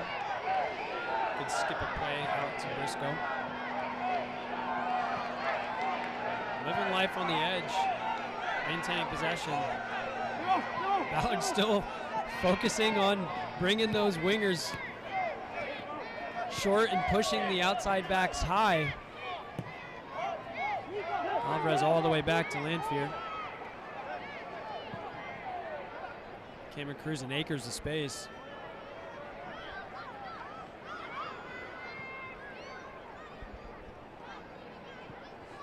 Ketchum with no intent to make his way back onto the field, it looks like.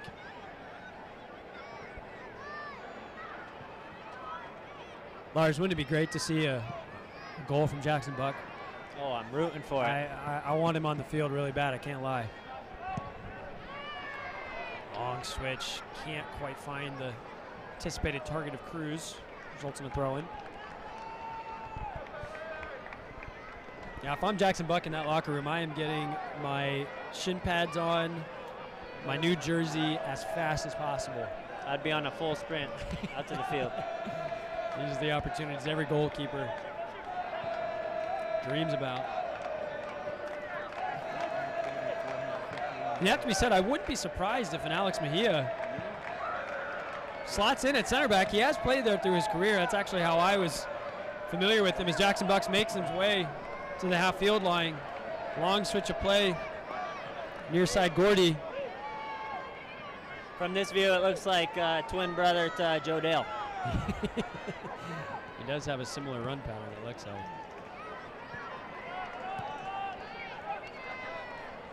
And Jackson Buck's appearance will be as a field player as the next passage of play, but for now, FC Olympia make their way forward to the far side, defended by Peter Kingston. Mejia tracking back, picking up well. Holmes. As you know, the modern day keeper has to be very good with his feet. So let's put that theory to the test. You know, Lars, I have to say, you know, I like to claim to be a goalkeeper with very clean feet, but you, my friend, have some of the best feet I've ever played with as a keeper. I mean, we would play small-sided in training, first year at Ballard, and you'd be pinging it around in there better than any of the midfielders. So, no, it's all thanks to you, because we were always distributing after training for like 30 minutes. Hundreds of soccer balls just back and forth. Because that one time in a game when you want to hit that side foot volley, it's got to come off nice and clean.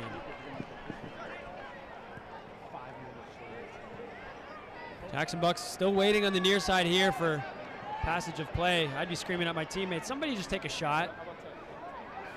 Get me in the game. Clip ball over the top. Gordy, the receiver, gets the ball back into the center of the park. Taro winning it well. Goes for the shot. Deflected. Takes all the sting out of it. Harmlessly into the hands of backup goalkeeper Joyner.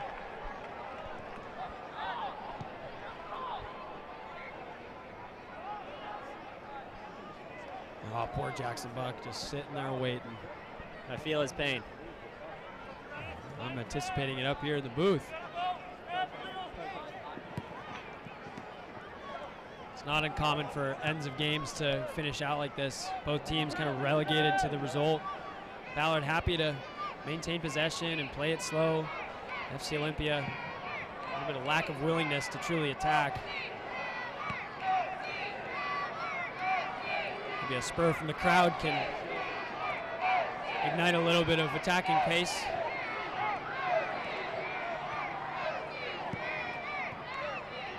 Throw in, a free kick, a goal kick, a corner, anything.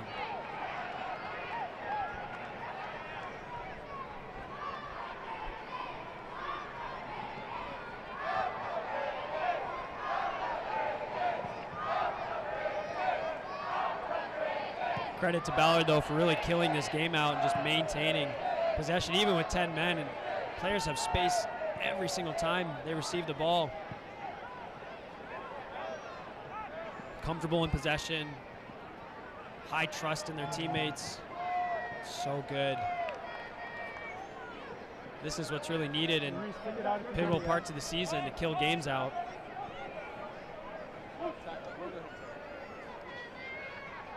And still the ball remains in field, and the entire bench and reserves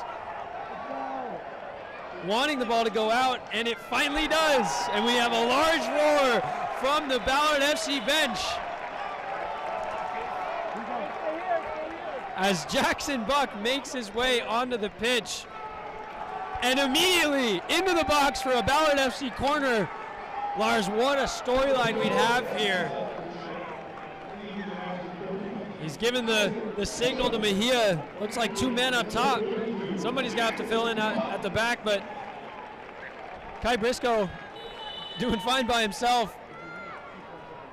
Somebody get a service into the box. Peter Kingston on his left foot. Finds its way to Gordy. Clips it back to the receiving Holmes, who neglects to put a ball in the box. So all the way back to Kai Briscoe. The entire bench in anticipation wanting a service into the box for Jackson Buck to receive.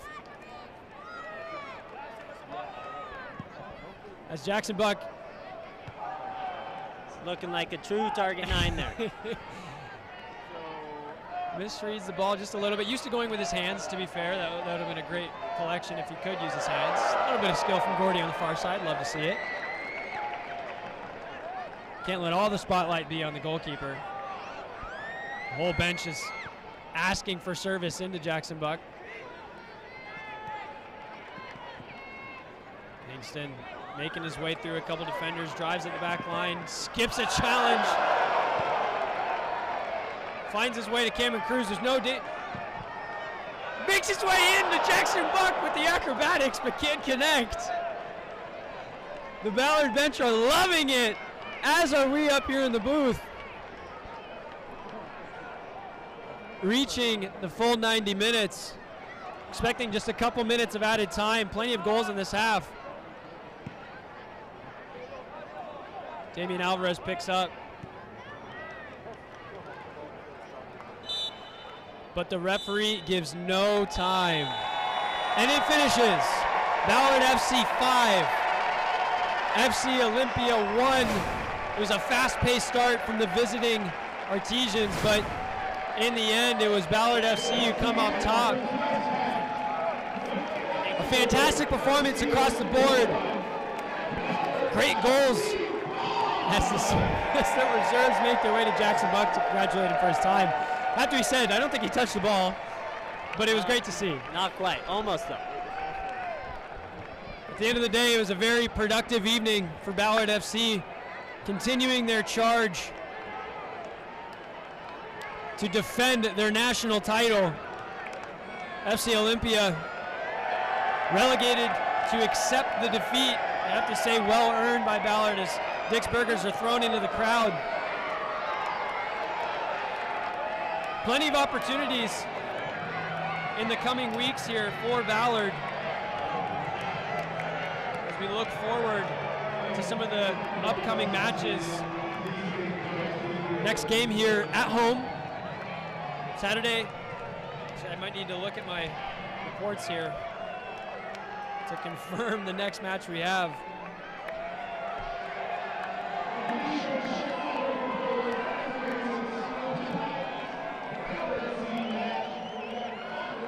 Next match is actually an away match against Mid-Lakes. It's just across the water at Bellevue College, but the next home match will be Sunday, June the 30th.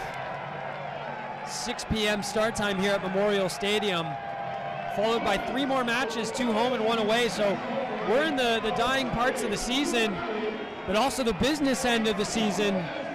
Ballard FC solidifying their claim at the top of the board. 3 points here today. Lars, your thoughts? Yeah, I mean, just coming off of a frustrating result this past Friday, I mean, this is exactly what Ballard needed. Get off on the hot foot again, score a lot of goals, as we all know they're capable of, and I think they just need to ride this momentum and just keep going through the season. Ballard FC fans, no strangers to goals, and Ballard FC players, no strangers either this evening. It ends 5-1. Enjoy your evening.